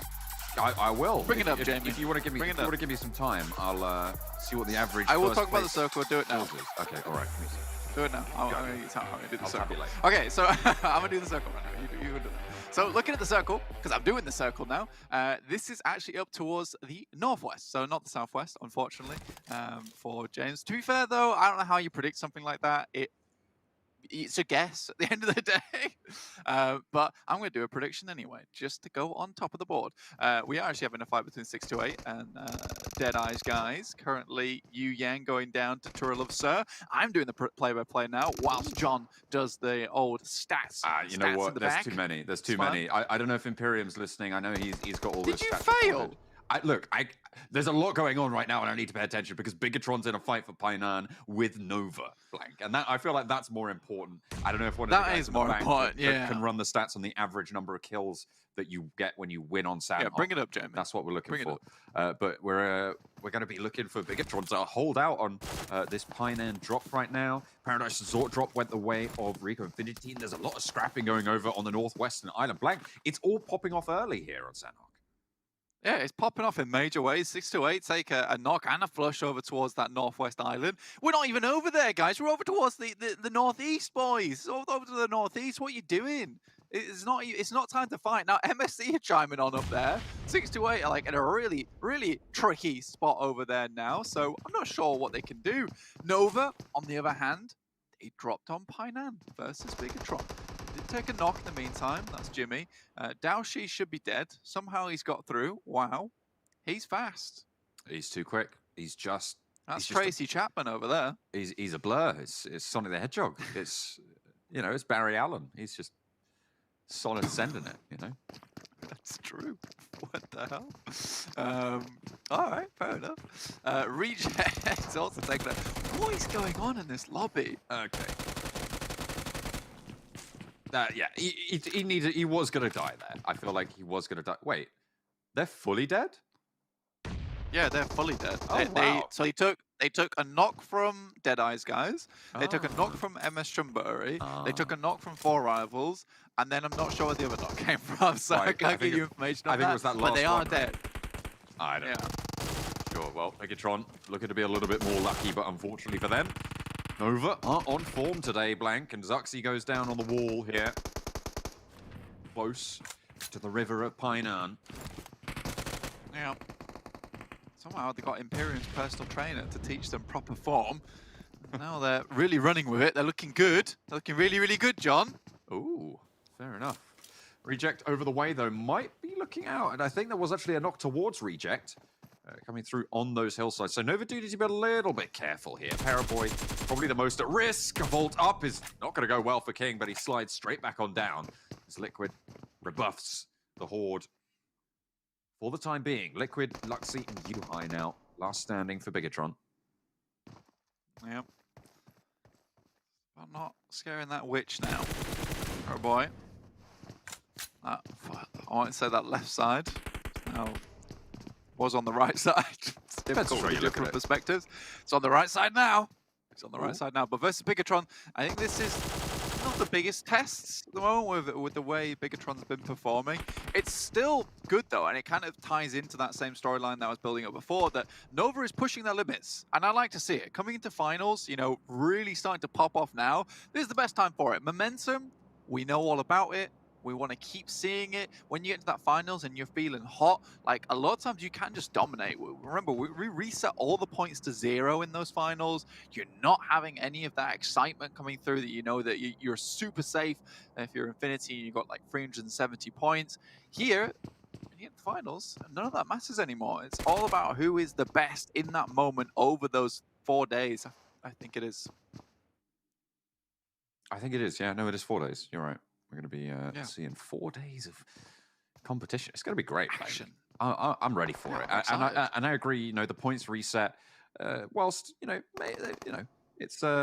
is a thing, but it does create this environment of a new phase of the tournament, right? Where you can sort of get that reset on board. That mentality can come in and say, you know what, guys, we might have got in just in 16th, but everybody's now on a level 30. I think, just looking at this fight once again, though, Painan's so difficult if you don't have it. That's a shotgun. If you don't have a strong start to the Painan fight, it does become very difficult to then remove the enemy team, purely off the back of the fact that you have to clear all these buildings. In which case, you know, production team, they're smart about it. They're like, this fight is going to take a while. We're coming back to it. So Bigatron just chilling. And I think that now they're set up, it's going to be hard for Nova to get in. I think one thing to consider here, though, is because this is an instant drop and Nova's been able to corral these players into this one building, there is no form of meds for them, whereas Nova's able to heal up all around them right now. So I think for Bigatron, it's a case of attrition right now. And if Nova can just play this one out slowly, not take it too fast, they more than likely will win because they have the man advantage. 4 rivals, they're rolling past the Deadeyes guys, and they're moving through on the northern bridge across to the northeastern side of the island. But Nova, they don't want to wait. They don't want to wait any longer. The shotgun's out of bullets, but Jimmy is down around the corner as the magazine reloads, and that is one flush coming through. Nox going towards Bigatron in response, though. Order finds one, pops up for a second, beautifully found, and down they fall. Yuhai on the ground floor now, last standing, has that shotgun still. And Order wants to open the door, wants to challenge it out. I think they know which frame he's playing behind, and they might just be able to spot it out. 8 slugs in the chamber. They need to find their mark. Make that 6 now as he pops 2 out. Gets that reload off and actually gets a couple more in, but it's not going to matter. Paraboy through the window. And that is now them down to 3, but a good fight overall. Reject takes a nasty nade from MR5. Another one in hand for him. Tries to throw out the window, looking for Duello next. Ooh, a little bit extra damage, but Corpai goes down. So FaZe love to finish out this fight. Duello extremely low, but Sara able to blow up the vehicle and flush out Corpai, bringing FaZe down to 3. This has been such a hectic start here on Sanhok. It feels like a lot of the time, Reject are getting caught very, very split flank, and this won't be any different in this scenario. Nades find Duello as well. Still down, Sarah and Reiji just really, I don't think that they can go for this push. I think they just have to leave Duello in this spot. Yeah, he's dead. He's so dead right now. I think a Reject is, you've got to cut your losses, get out of here, and try find a position elsewhere. And be that sneaky, sneaky snake that Kalaris was talking about. That's true. There's going to be 2 snakes in this situation. Slightly more visible.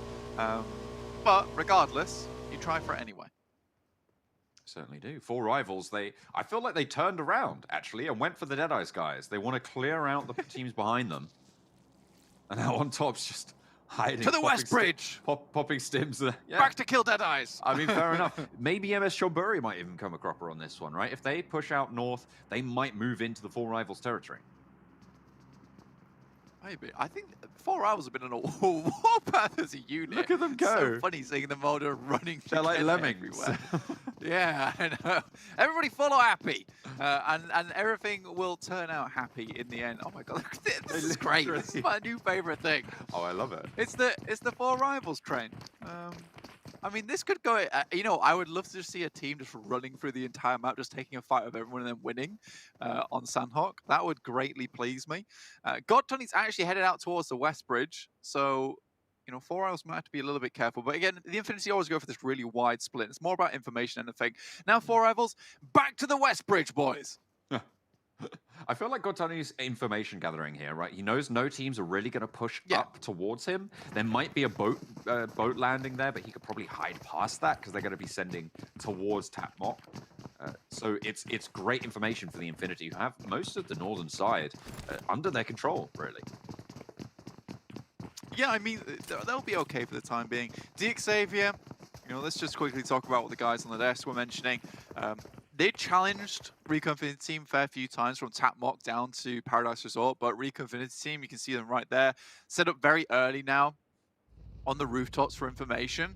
And Xavier realized, you know, it's not worth it. It's really not worth it heading to there. So they just ditched that. I don't think they ever tried to challenge Paradise Resort as a get-go. It's more a case of let's head down there later and try to take down Recon Infinity Team. But again, it's one of those things that it happens so many times that it promotes growth within Recon Infinity Team. Now Stalwart is bearing the brunt of that growth from them as they try and breach onto Paradise Resort. It's not working out for them.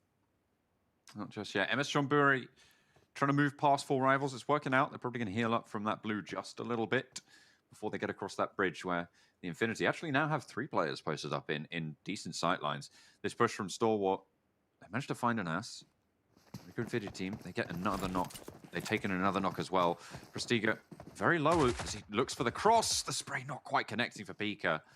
But that could have been all she wrote. Fidan and Prestiga now last standing. No, they did manage to get a teammate up in the meantime, so there's 3 of them alive. As all 4 of Stalwart start to move in on the south corner. I don't know what 4 Rivals are doing, but we'll come back to them a little bit later. I think this has been a good push from Stalwart, honestly. Getting into Paradise Resort is not easy. I mean, they have to fight against MS Chamburi now because they've stuck around here for so long. Somehow MS Chamburi's got in front of them. Again, quite easy thing to let happen, especially in Hartin, where it is so building heavy, right? There's a lot of ability to get past. That's a bad nade. Bad nade. That's a bad miss. And 4 Rivals going to actually capitalize on that as well. Ponzai had to reposition, had to fade away, and around the side, they just move on through, smooth as anything. Not having the best of luck in some of these firefights, though, as NC2 hits the deck and gets the flush as well. MS Chamburi starting to turn the tides now. PG-13, with the last player very, very close by, might have just been able to find what they were looking for against the 4 Rivals, Blank. I think with 4 Rivals, there's been a serious lack of goal for them, honestly. I don't know what they tried to achieve here on Sanhok. Right now, they're achieving getting knocked out in 14th. I mean, Liv finds 1, but even on top's not on this fight anymore because they weren't able to clear him out early. So yeah, I would say that 4 Rivals, this was a directionless game that ended in failure, to be honest with you. It's not gone well. It really hasn't. When you put it like that. Rico Infinity team still defending on the push against Stalwart right now. They've got some pretty decent angles playing up in the eaves. 3 of them alive. Action down. Stalwart going low. Look at these cheeky nades over the top as well. They're really giving Stalwart the run around here, Blank. It's not easy for him. Now staying alive. Stalwart is standing tall. I mean, to be honest, I feel like Rico Infinity team have been in YPRAC, just getting all these nades ready and good to go, purely for defending Paradise Resort. Like that's their main goal. Whenever it's moved away from Paradise Resort, they've not had the greatest of games, but Paradise Resort really is their playground, and I'm loving this. You know, swinging from each monkey bar, making this place look like a jungle gym.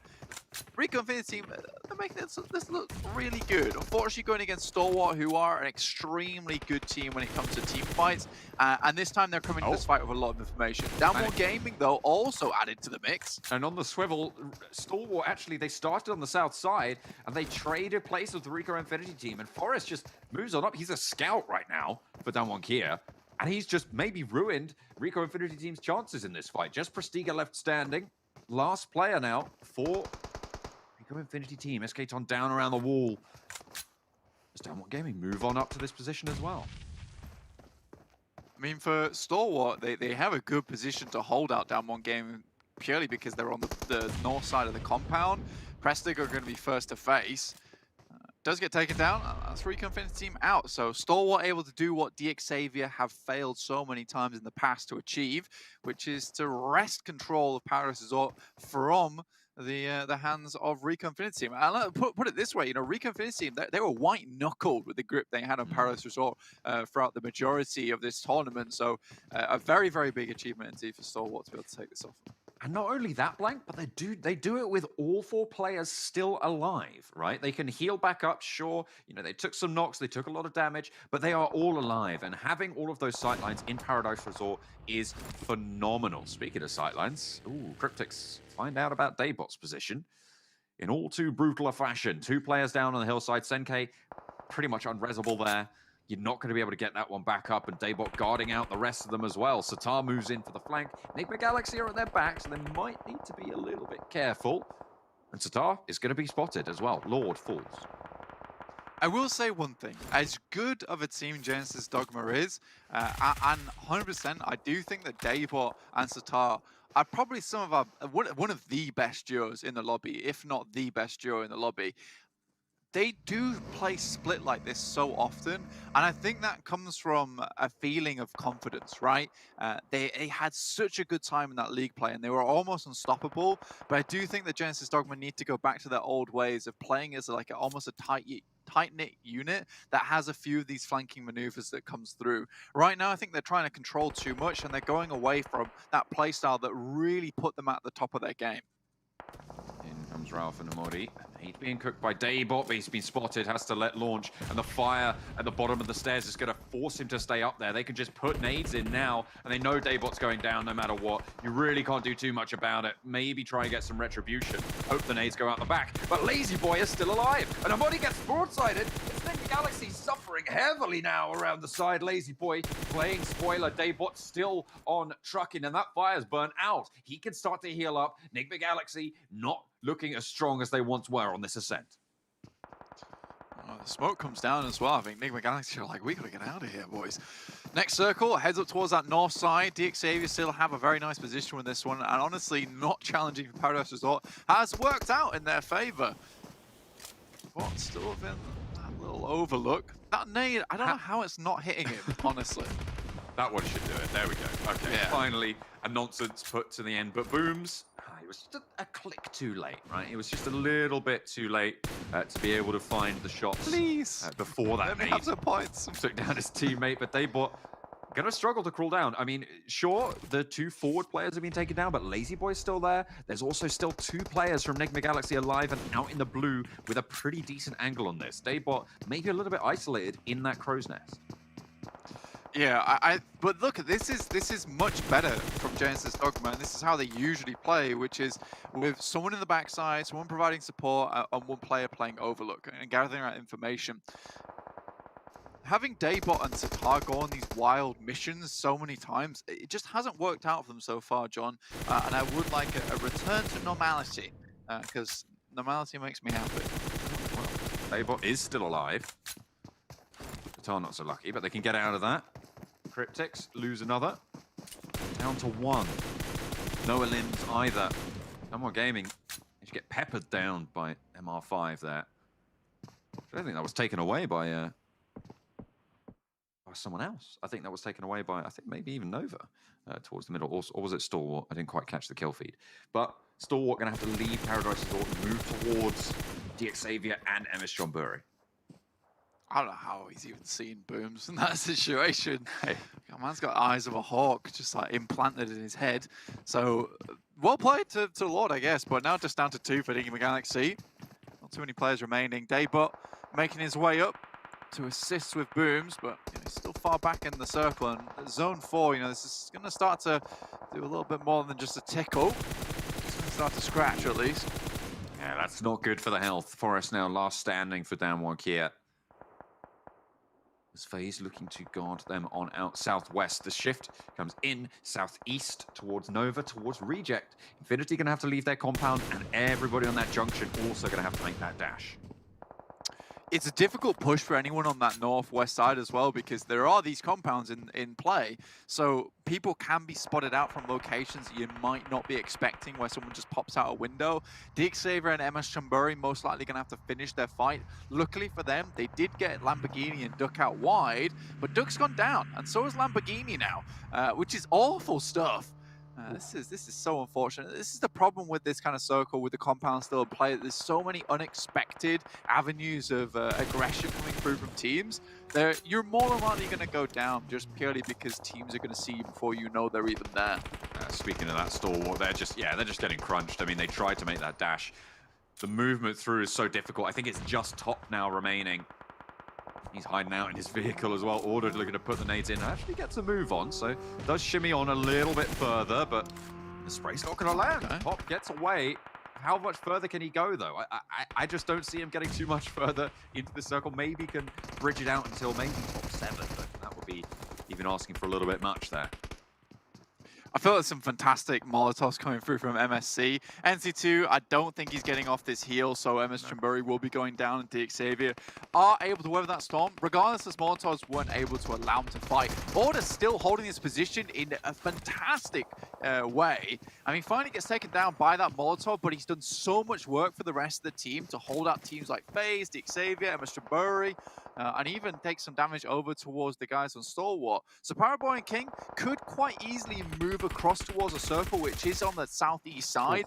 No one's in it, but Paraboy taking a knock will really hinder their progress. Let's take a look at the numbers real quick, Blank. There is one team with 4 players alive, and nobody else has more than 2. And out of the 8 teams remaining, only 3 of those have 2 players. The Infinity, sure, they're on the long side of the circle right now, but there's so many players starting to heal out in the blue, starting that heal strat, that push south is going to be a little bit easier for them. Okay, they've taken a knock, sure, now they're going to have to slow down a little bit, but I feel like this march could go well for them.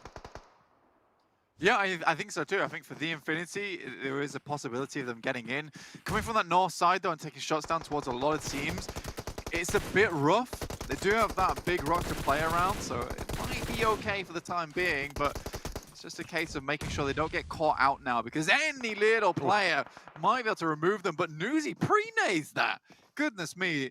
Honestly, this is what I wanted to see. I feel like Newsy was such a strong force on the Infinity towards the beginning of the tournament, fell off a little bit, but now he's back on form. Such presence of mind from the Infinity as they move down south. I think they've left Godtunny out in the blue to go for that heal strat and move 2 forwards, getting those heals as well. Probably a little bit lackluster for the forward 2 if they've dropped their meds over. And with 4 players, if they dropped all their meds to Godtunny, he's going to have quite a few left in the bag. But I think there might be one other team out in the blue somewhere. I think it's down 1. Yeah, I think down 1 still have a healer going. The rest of them all in this circle. Logan takes a lick there. Grenade again. Comes in from Tony, but it's better from Logan. He sends it right on back, and FaZe eliminated. The Infinity are just so good with these throwables, honestly, and it's just a case of like throwing them where they expect players to be, and really, I don't know how you challenge that out. Booms goes down for Genesis Dogma, leaving 1 player, I believe it's Nickel, out in the blue. Logan extremely low, but Enigma Galaxy still have a chance here in the circle with both players at full HP. It's going to be rough, but Godtunny's getting his way in. He's getting his way in. Okay, he's making his way forward, sure, but Newsy now pushed out, forcibly extracted from the tree position, has to play by the smoke, sprayed around the side, and now it's just Godtunny. Enigma Galaxy, they've done it. They've taken the center of the circle. The question is, can Godtunny play spoiler and blank? I just don't think there's a position to do so. He's on the broad side of a hill. He has to move forwards. Forest might outlast him if he's lucky. No, there's not a first aid left for him. Down 1 Gaming lose their heal strat. The Infinity go out in second, well, most likely going out in second place. Blank, down 1 Kia, get a lot of points on board for a team towards the bottom of the tables. That's great news, but it's Enigma Galaxy to control this one. Godtunny makes the final mad dash. Lord should be able to spot this out. Just the last player. Has he made it in? He's in! He's been spotted. All right. Okay, that's enough. That's enough of that game. Lord closes things down, and it is Enigma Galaxy to take home the chicken dinner. What a chaotic finish. I mean, Enigma Galaxy have been having a really good day today as well. And I said it earlier, like, they are really starting to pump recently. And it's that performance that we saw at the beginning of the tournament from Lord, from Freak, who were looking very, very strong from this region. And I think that the way we have to look at them for Enigma Galaxy is that like the way they play is quite slow at times, but they are also very, very aware of what's happening. And I think that the best way I can explain that is just purely from the way Lord played that final circle, which is the case there's 2 players out in the blue.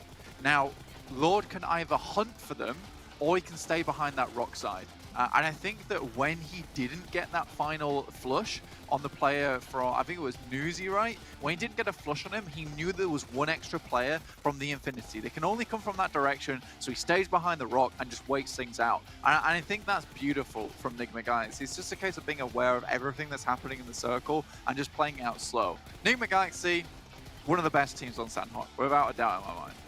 They played that one phenomenally, and it was as well part of the geography that played well in that final circle for Lord. He knew that, you know, there isn't that weird little dip that he can be coming from. As you say, he highlighted which side he was going to get pushed from, if he was going to get pushed, and he just kept eyes on. He had the full protection of that rock and an open hill to just watch as Godtunny moved on through it. I mean, there's not a lot you can do there, you're right. But fantastic performance coming through from Enigma Galaxy to close that one down. They've claimed the second to last chicken dinner of the day. Well, I was not exactly right, but I was damn close. Second place, God Tunney doing the God plays there, gets Infinity up to a second place finish. But Enigma Galaxy, again, as we're talking about before, had a really lackluster first Super Weekend, but ever since then, they've just been piling on the points. 23 here as they get the chicken dinner and the 8 eliminations. I guess I was technically closest as to the eliminations in total, though I was still wrong on the team. But still not a bad match here. We had a lot of questionable plays out of, well, quite a few teams, Colars. Yeah, I mean, I've never heard of the word number 9 before, so I don't know what you're talking about in terms of the eliminations. But yeah, Enigma Galaxy, what a performance for them over the last 3 games, and especially the way they're approaching Sanhok as well. They're lingering in the blue early for a long time, and there's nobody contesting them down towards those southern positions. So they come in late and are able to convert here. Very impressive. I think it's about choosing the correct edge to play as well. They were able to recover after losing 2 in that skirmish, and they were just smart in their aggression. When I said this before, when they know what grounds are in front of them and they get enough info, they know how to work with that. And right now, sitting at 81 points from 4 games, 2 chicken dinners out of 4 games, that is insane.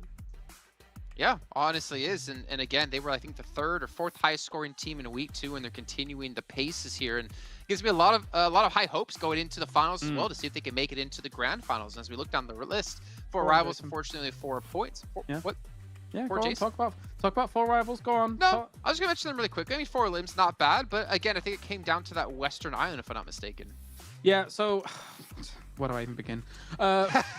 Trifecta, and I understand what they're trying to do in terms of the rotation on the northwest island to then eventually dip on in. But sitting in Hearts in for as long as they did, you get 3 eliminations on Deadeyes, guys.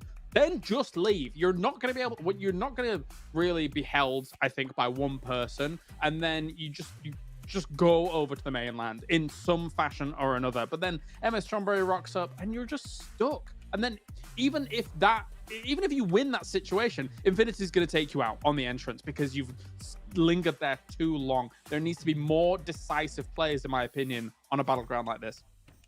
Well, we can see now FaZe kind of moves up to 15th place here, passing Deadeyes, guys. Cryptic still 6 points on the day, have yet to pass TJB. It's a really rough time to beat them, to be honest. And again, there is a world where Cryptics actually don't qualify into the finals. If you see the likes of the Xavier, Damwon, BTR all surpass and really start to charge at the leaderboards. But I don't think we've seen too much changing in Guard when it comes to like Secret and DRS. I think they've fallen one place each, or 628 was able to surpass them, and that's about it. Yeah. The thing is about tracking these teams at the bottom of the leaderboard and see how they've been doing. So far, not hot enough, right? Like, we know FaZe Clan's doing decent, but the rest not quite there. And I think it's great that you mentioned Cryptics, Jason, because let's not forget that they ranked 1st in the most recent league play, and that speaks something when it comes to consistency and how to use momentum or whatnot. And sometimes we do say like the ability to bounce back is important, but knowing how to hold at the top is also important. I really thought, Tarzan, that you were going to say, I'm glad you brought up Cryptics because Clars picked them earlier on, and I thought you were really going to rag on him about that one. But really quickly here, Clars, you can see the treasure box is still happening. If you guys are watching within the Esports Center or watching here on YouTube, you get points that you can use to unlock a permanent item, 1 of 3. Remember, if you are watching on YouTube, if you click the rewards button below the stream, you get extra points. And not to mention, after the 21st, there's another treasure box coming your way. It starts the 22nd, and you can get even different rewards, plus even some special rewards, some Google Play cards and some Amazon Pay gift cards. Clars, what were you going to say, my man? The funny thing about Cryptics in this game, and I'm actually going to defend them here, because I think they got dealt a rough hand, especially in this Sanhok, is they entered from the same angle that Nigma eventually entered at, but they unfortunately got kind of in a sandwiched position between Genesis Dogma and Nigma. So if you're there a little bit later, who knows what actually occurs? Maybe you then go on to actually win the game here for Cryptics. But yeah, they were dealt a rough one here for sure. Okay. I have a different angle, like, to be fair, like with that, because Enigma Galaxy in this sort of circle, how many times do they actually enter with that particular path? I feel like it's way too many times, so that would just be a different angle. Well, here's our viewer thought question for y'all at home, and I'm going to go check it on West League while I talk about this, is that the question is, can any team make the league finals with only 1 super weekend to claim points? Now, over in East, we haven't had that happen because BC Swell didn't qualify for the super weekend, but I'm trying to check over in West, and we do not have a team there either. But what we can say is realistically, probably not. I would say, in my opinion, it's really hard to qualify based off of one alone, especially with right. Well, it hasn't happened in East or West, at least this year. So we'll see. Maybe next year, maybe 2022. But one thing that is coming up is our final map, and you don't have to wait too much longer for that. As you can see, the next match starts in about 5 minutes time. So we'll see you guys then to kick things off.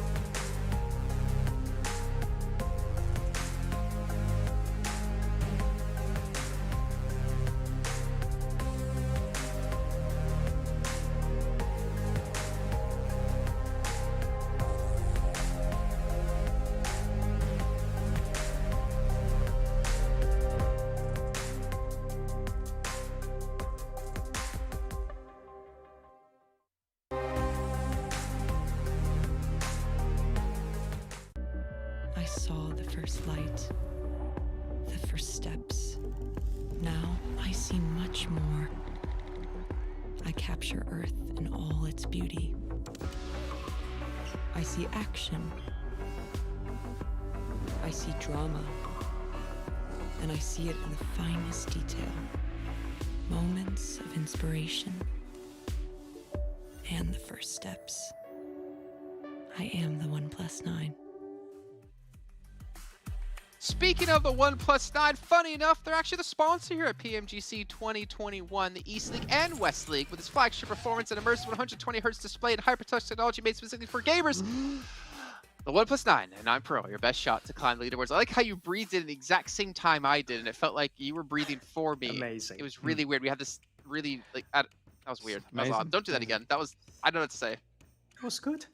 It's too good. It's creepy, is what he's trying to say. I knew he was going to do it. Creepy. I was ready for it, you know?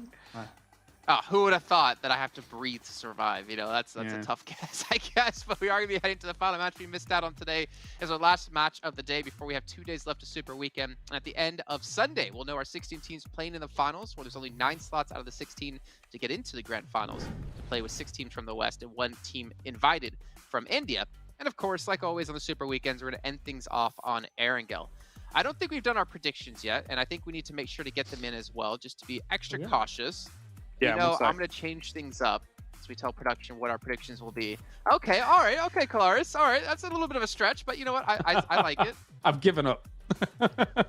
you're pulling the Jason when it comes to predictions. But we are moving into this one. And again, we mentioned Cryptics. We talked about the rotation on Sanhok. It might have worked out better if they went a little bit later. But the fact is, 5 points, or actually, like 8 points on the day. I'm getting very worried that they might not even be able to qualify or hold their position. Yeah, there's let's see overalls. Where are we at currently? They're teetering on the edge, right? And there are still teams that are looking to threaten. I think the one thing that goes slightly in the favor is that some of those teams that are kind of on the pursuit of them also haven't had that brilliant a day. So, you know, we may end up coming down to the last 2 days here of the gameplay, but yeah, there definitely needs to be more than this, especially from what we saw from them in the league play, which was great. Good stuff. They show that they can hang with this lobby, but right here, not so much. Let me ask you this question then, Claris, really quickly. Actually, you know what? I want to ask you, Tarzan. I'm going to ask you, okay? Because this whole skit has already been, the shtick has been stolen away by Imperium earlier on, Claris. So now we'll have Tarzan do it. Oh, good. Yeah. Is Deadeye's Guys a 15th place team? Yes, they are. Oh, jeez, okay. Oh, you're supposed to say no and like give your reasonings, but you went straight in. Okay, explain.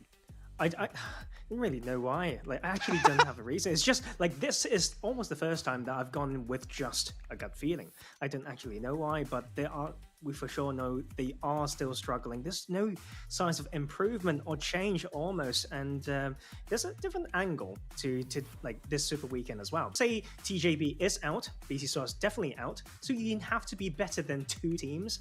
out of all the remaining teams. Like, if you think about it that way, it may make you feel like, wait, we should be able to do it. Okay. Okay. All right. I haven't seen you predict Cryptics, but maybe one day we'll see it. I mean, to be fair, the track record hasn't really been boding of us wanting to say they're going to win. But speaking of predictions, let's go into them. I'll start things off, and I'm going with the true and tried and tested team of the Infinity, who almost took home a chicken dinner in the last match, and obviously took one home earlier on today, where I finally looked smart for once. Kalaris, what about you? I thought you said you were mixing things up, but anyway, I'm going with Nigma Galaxy because I've given up in terms of my predictions. They've already won 2. If they get 3, fantastic. If they don't, they've still won the day anyway. Stalwart Esports from me. I feel like it's the first time that they didn't drop Novo from that Game 3, so maybe A for effort when it comes to the change. Okay, well, it is time to head to our casters to kick off this final match of our first day of our final Super Weekend. It's John Allen and Blank once again. Oh, God, James looks such a happy chappy at the end there. He was grinning ear to ear. Oh, what I wouldn't give to be as happy as Kalaris towards the end there. We are getting into the last game of the day. It's Erangel, the plane all the way from Severny to Primorsk, Blank. Yes, all the way down from Severny to Primorsk. This could make things a little bit awkward, and I imagine Stalwart's going to drop towards Milter Power this time if they can get there.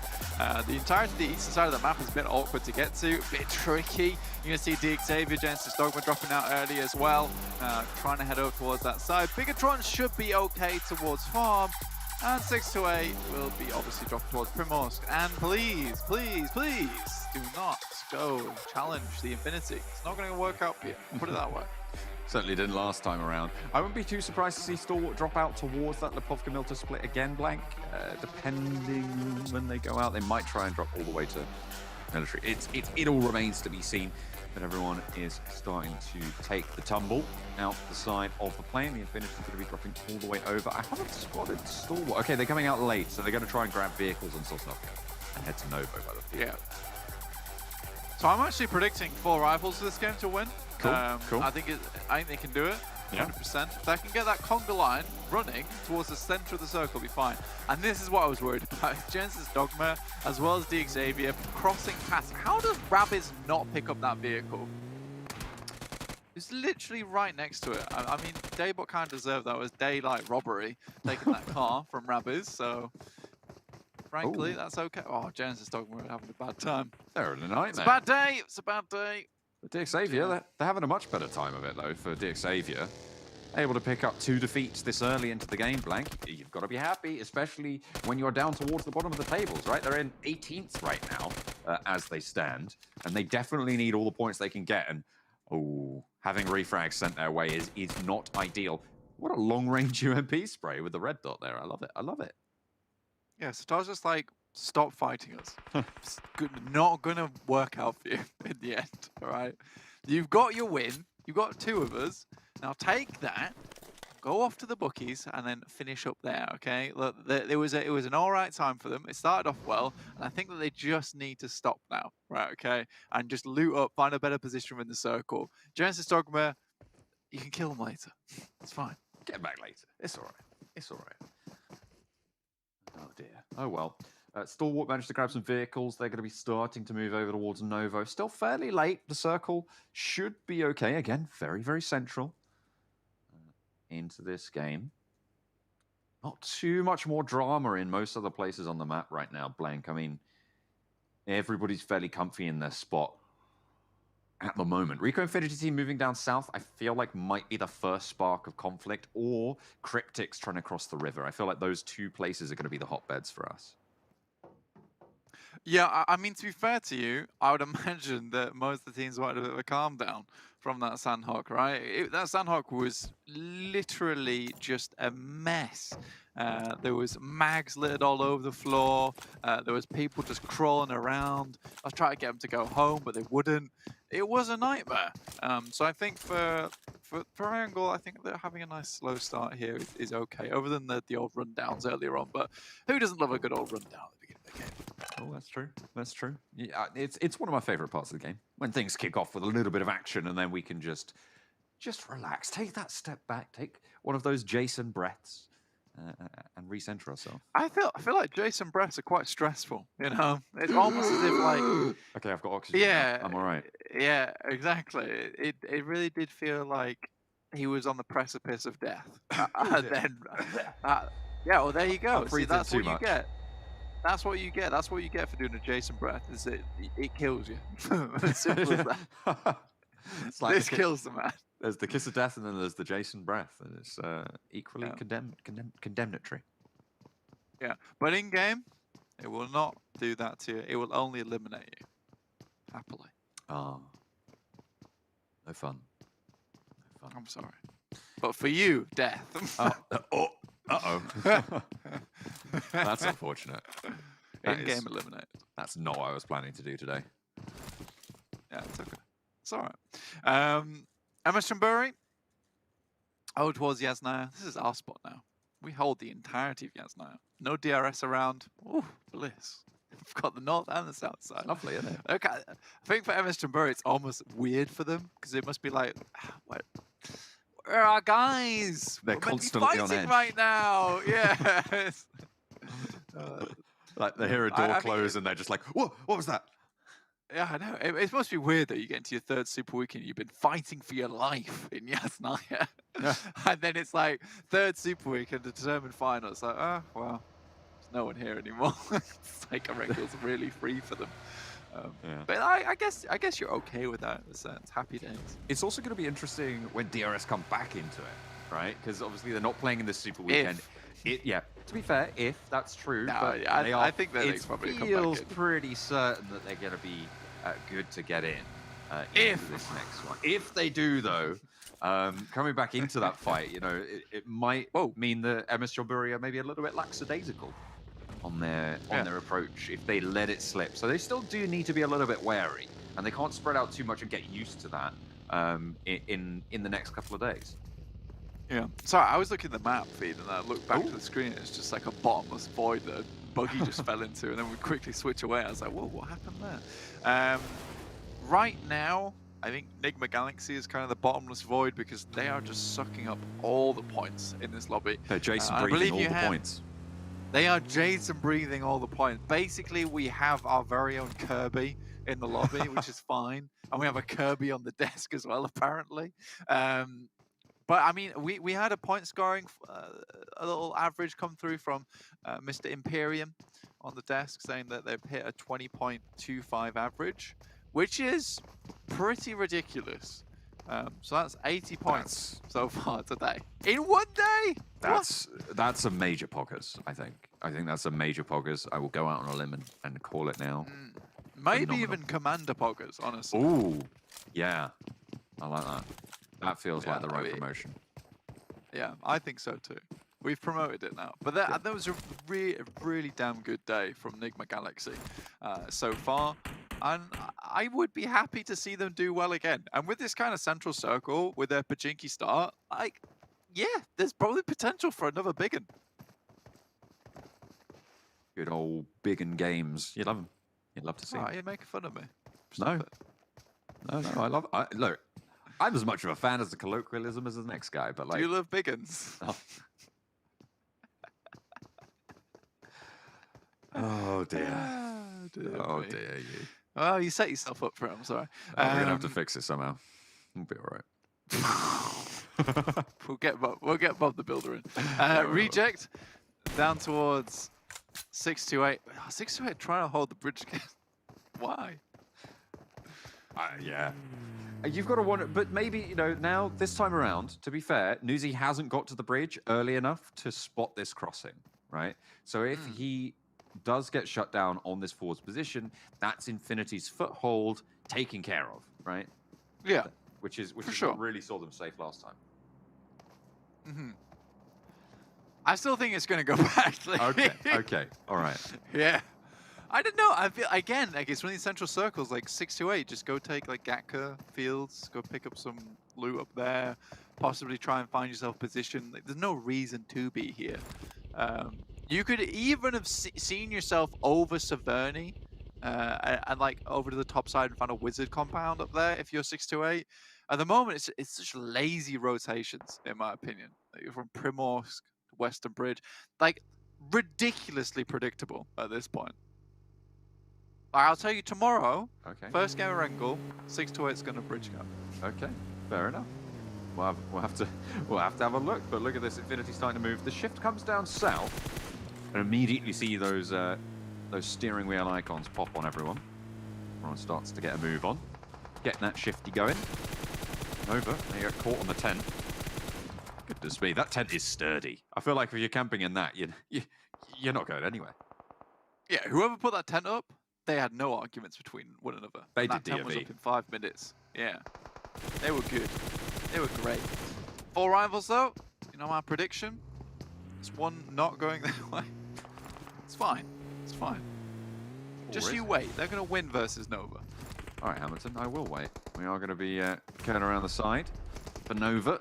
And they're backed up into the shack for now. Can't really get this res right now for 4 rivals. The nades keep on suppressing.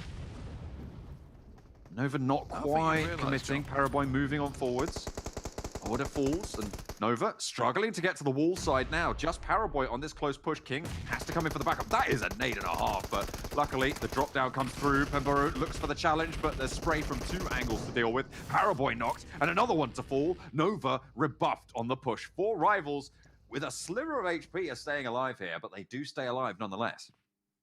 See, I told you, John, just you wait, because I don't think you realize, but this is the room where it happens. And this is also the room where we begin the chicken dinner journey. All right, I'm telling you right now, this is it for 4 rivals. I'm thankful that you get it. I think the Tarzan would get this as well, wouldn't he? Maybe it's in his theatre wheelhouse. now and again. He does do that. I've heard that he does that. Yeah. It's very dramatic. Well, I wouldn't say Tarzan's dramatic. I think you're pushing it there. No. I would say that. Look, no. I would say that Nick McGallick's. Don't tell me what my headcanon is. I've already written. Stop it right now. I've already written the story, and I am the main character. All right, fine. But you can't be, because Nigma Galaxy, currently, they have the most multicolored haircut going, and they are obviously the main character. And like I was saying, talking of dramaticism, I think that their point scoring today has been dramatic, in terms of an increase as well. 4 rivals. No, stop. Please. Live, goddamn you. You're just giving them CPR from up on high, right? Like, yeah, in the map basically. feed, just trying to pump the blood around their systems manually. Seems to be working. They're still going. Yeah, I'm sitting at Olympus, giving them hope for glory. That's true. That's the intention. That's what happened. That's what happened. The Infinity, he's in a Oh. boat. But he's the only one in the boat going to ferry. Oh, this could be a genius play. If he can flank 628 from the left side whilst the rest of Infinity cross, this is a new strat. It's a new strat. I love this. This is my new favorite thing. It's 4 rivals. Get in the bin. I don't care anymore. This is my new favorite thing. Maybe I'll come back to help 4 rivals later, but right now, this is it. Maybe. They're going to die in the meantime. You know that, right? It's going to Stop happen. it. The question is, No. do the rest of Infinity go across in separate boats, in separate waterfields, or are they going to wait for this to come through? They go to the bridge. Okay. They go to the bridge. All right. God Tunny flanks. Okay. And now they have a big problem because they're going to be open on the bridge side, because that was what they did last time. They were so open there. Unfortunately, 628 now leaving. They are. But God Tunny's in position regardless. That's true. It would have been great. It would have been phenomenal. This is so bad. It's not fun. It's not fun, is it? Oh, ooh, a little bit of retribution, though. Yu Yang spots Senke in the field. Likely going to claim that flush as well, but Marshall. He's got cover as well. Very difficult to move around now. Jeff actually pushing forwards to look for this res. Spray down, so Yu Yang just gets sat down. Goodness me, what a shot from the K9. At range as well. Mini 14 towards El Chapo, trying to stop this res onto Senke. And the rest of 628. Really kind of struggling at this point. I mean, Sunan, sure, Daoshi on that hillside. The rest of Cryptics just don't want the rest of this fight. No, and now you got the Infinity, who is going to come in from that southwest side and most likely crunch you like I crunched some crisps yesterday loudly. What? And I will also demolish. I demolished those crisps for context, all right? And that's what's going to happen to 628. What? It was a big bag as well. Okay, Oh, yeah? For context. How much of it was air? Was it an airy bag? No. When I opened that thing, like the Chris was staring at me straight They away. jumped at you, right? Like right out the top. They were like, left. Okay. It's quite the task. I'm proud of you, man. There is a literal death squad on the way in the form of the Infinity. Powered by crisps.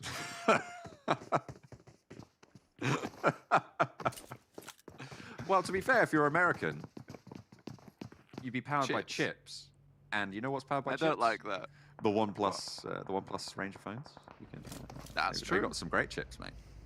Do you know what else comes in forms of chips? Chips? Tokens. And Oh. no, tokens. Oh, okay. Tokens.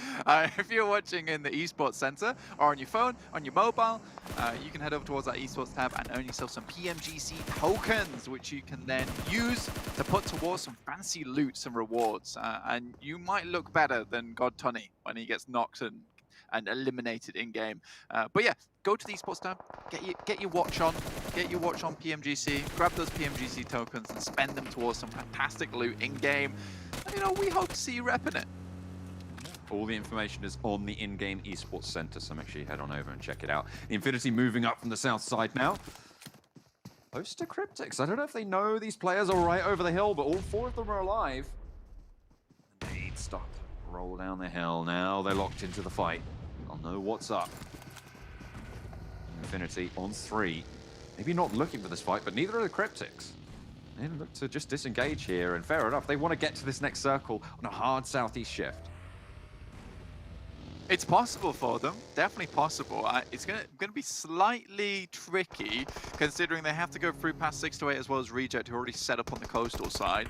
Bigatron, you know, this is their ground, and finally we do get a push that comes over towards them. Deadeye guys take 2 knocks on the approach. Oh, make that 3. Liquid going to be able to turn down the heat just a little bit as Deadeye's guys, they will continue to leave Professor Tarzan just completely disinterested in their performance, because that was not ideal. That was not ideal. No, it was not good at all. I mean, the push-up, this is probably one of the harder buildings to actually crunch onto, considering the way that it's set up with the 2-story, with the ability to come out on the balconies. 4 rivals are flying in. Okay, I'm back on the 4 rivals train. These guys are the best. Friendship with Infinity is over. God Tunny died, so now now 4 rivals These are my new best friends. All right, I'm ready for it. The chicken dinner is back on the cards. Ooh, you love to see it. Genesis Dogma don't love to see 2 players from Stalwart, though, running them down. Booms in the shack, runs around all the way to the back, gets flush out of danger, but right into the fire. Booms falls, and with it, Genesis Dogma.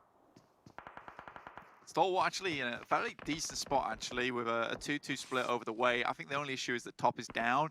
We'll need to get back up again, but 6-2-8 don't pose much of a threat off in the distance there as 2 players. 4 rivals have all the cars in the lobby. Every single one. Wow. They are now belong to them. That's quite impressive, actually. I am impressed. The Infinity moving towards Reject's position. One of them got knocked on the back there now. Just Newsy standing. Not just Newsy, sorry. Has a teammate in Mela. Trying to push into Reject's building. Newsy falls and Mela struggles to get past the knelt form of Newsy.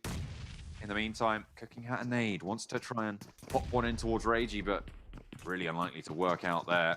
One out the window for Ragey. Mela should be able to see that. The smokes are there. Newsy getting rezzed.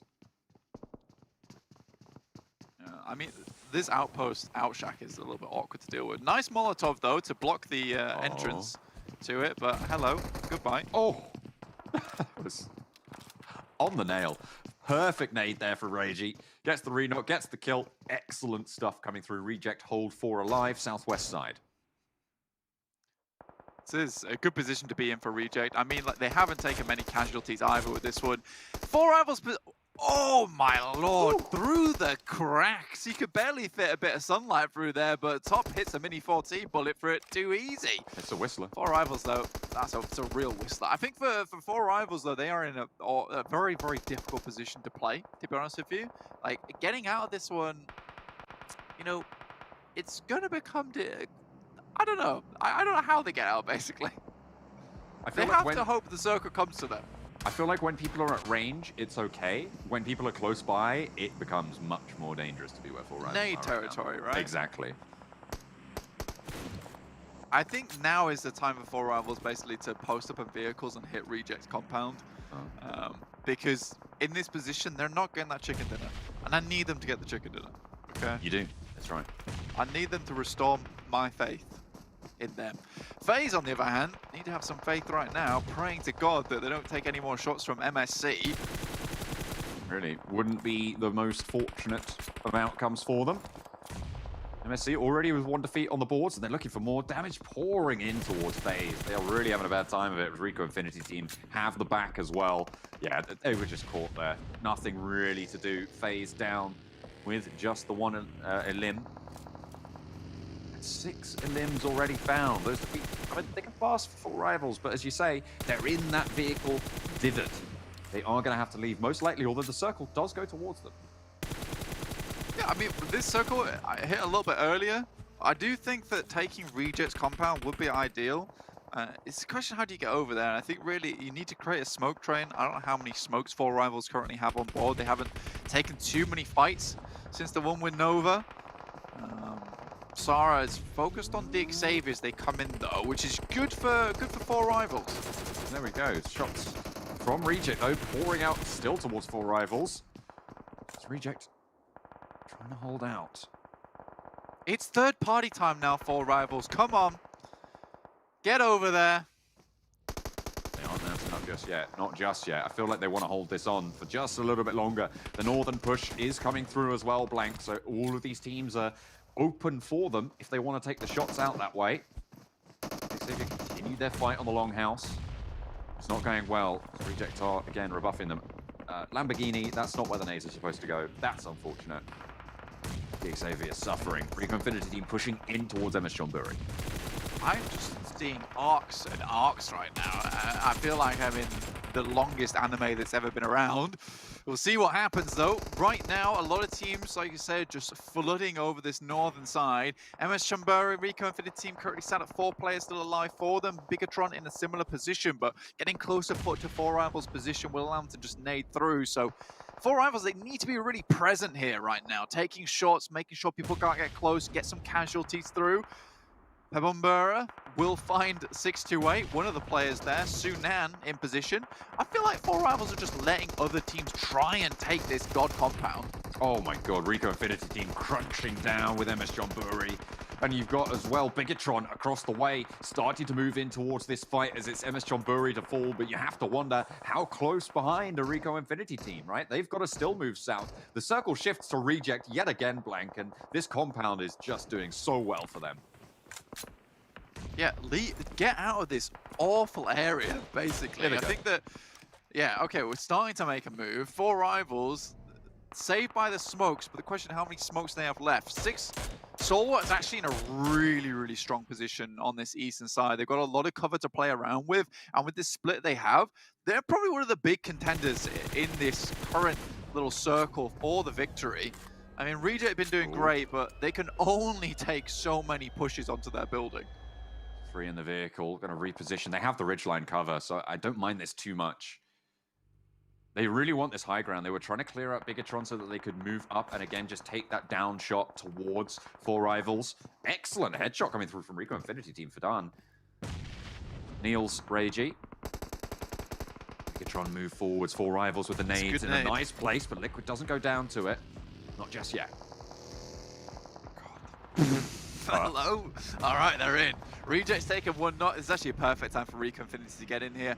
I love that 4 Rivals have been so close the entire time, but it's Rico Infinity teams like the Xavier, all trying to take this one. But right now, 4 Rivals are taking a fight with Bigatron. There is still a potential chance that this moves away from the compound, and this could be a genius galactic brain play coming through from 4 Rivals that I'm just not I'm unaware of. Fidan doesn't quite get the nade through the window there. Ragey did get rezzed. Now it's 2 of them on this compound. 4 Rivals suffering as Stalwart again maintain that pressure over their direction as Bigatron trying to fight through them as well. Appy getting knocked, but has a bit of cover there. Bigatron, they're getting peppered down by Stalwart as well, as the struggle is going to be real for them. Zuxi last standing out. Don't think he's going to get too much further. Yeah, Yeah, most likely not. I think the only thing that really 4 Rivals have going for them is that they have the circle, and 628 still have to move across open ground to get in. But taking another knock there is disastrous. And realistically now 4 Rivals have to fight as 3. They can't afford to take time to pull up another player. But Action, once again, doing what his namesake says. Speaking louder than any words they'd care to throw back. 4 Rivals down to 3 with a knock as well. A long-range nade trying to find the miracle 3-pointer, but Action gets behind cover as well, avoids that spray from Bura. Wait, hang on a minute. It hits. It dunks straight on top of them. And now there's only one player for the 4 Rivals. Excellent nades. Stalwart just dominate on the eastern side. That is a mean circle as well, Blank. Oh my god. Yeah.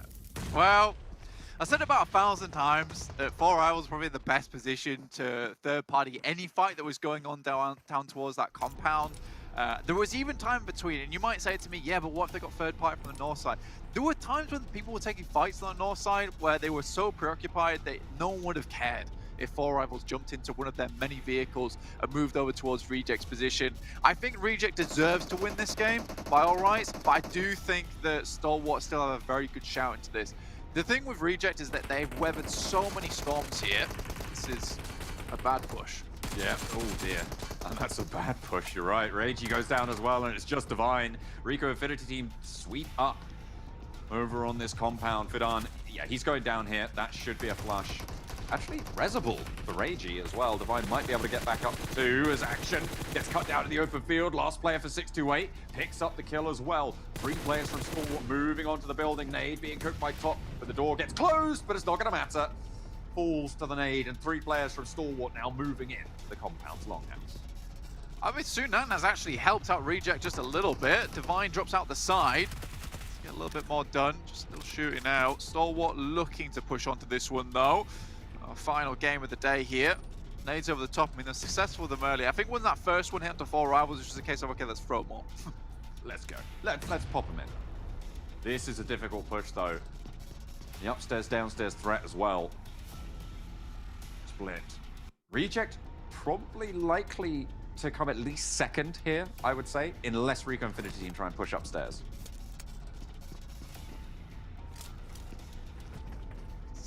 It's a difficult way to play this one out, John. I think Reject definitely have a chance to make this work in a 2v3 with Rico Infinity Team also being in this. I think the main question for me is what that next circle looks like, because depending on which building it hits, it's either a Reject very scrappy win or it's a Stalwart just dominant win. Because if this is actually a good circle. This is a good circle for both teams, and it gives opportunity for both. But I do think it favors Stalwart just a little bit more with their man advantage.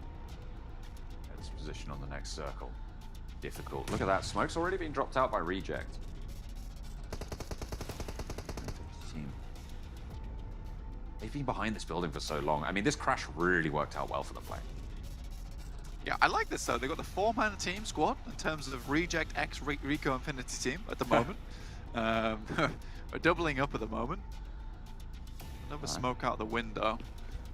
Buying a little bit of cover. Prestigo's adding a couple to his own. Goodness me. It's actually getting very smoky. It's interesting because Reject are actually smoking out the breakout for Rico Infinity Team as well. I mean, Stalwart should know that. Yeah. I'm not. This is good though from Reject. I mean, they're molotoving the smoke to make it very hard for Rico Infinity to push out. Stalwart just pushing them in. This has just been a masterclass on utility in the final moments of the game. Stalwart have pushed in. Ragey finds one of them. Oh, there he goes. He's going to fall top, managing to get the shot. Now it's just one player, Divine. He knows where these players are, but I don't think he has any nades left. Is there a corner of this building still in for Divine? I don't think there is. I think he's going to be waiting for the shots. He gets shut down over the top, looking for the point as well. Managed to get it, but can't get out of the zone. Will fall, but in the meantime, Stalwart crunch on in from the eastern side. They oversaw the position for 4 Rivals, and they will push into the compound. Lickety split. It's Stalwart back on top. I mean, that was a very, very good game from Stalwart, and they looked like probably one of the most well put together teams on the map in that point in time. It looked like they were coming into basically a cat fight, and they were like, let's break this up now, because it was very clinical the way they approached that final circle. Though, I think Four Rivals are really disappointing me there, honestly. I'm sorry to say it, but there are some very, very good reasons behind it, though, because they start off that game strong. They have momentum behind them. Sometimes you just need that first squad wipe to make you feel a little bit better about yourself, which Four Rivals obviously did. Get themselves into another position, and then just don't go anywhere or do anything with it. Surely you know that is one of the worst spots in the circle towards the end game, because it is so nadeable. Once you get into nade range, like it is curtains for you, because they just drop onto that position, drop into the shack. For the other teams, it's just kind of like playing basketball, but one of those little kiddie basketball nets where it's like just in your bedroom against your door. It's easy 3-pointers there. So I was just confused. I was very confused. I thought that nade from Action had gone a little bit long, but I didn't realize it was just taking its time, right? It was just building up for us.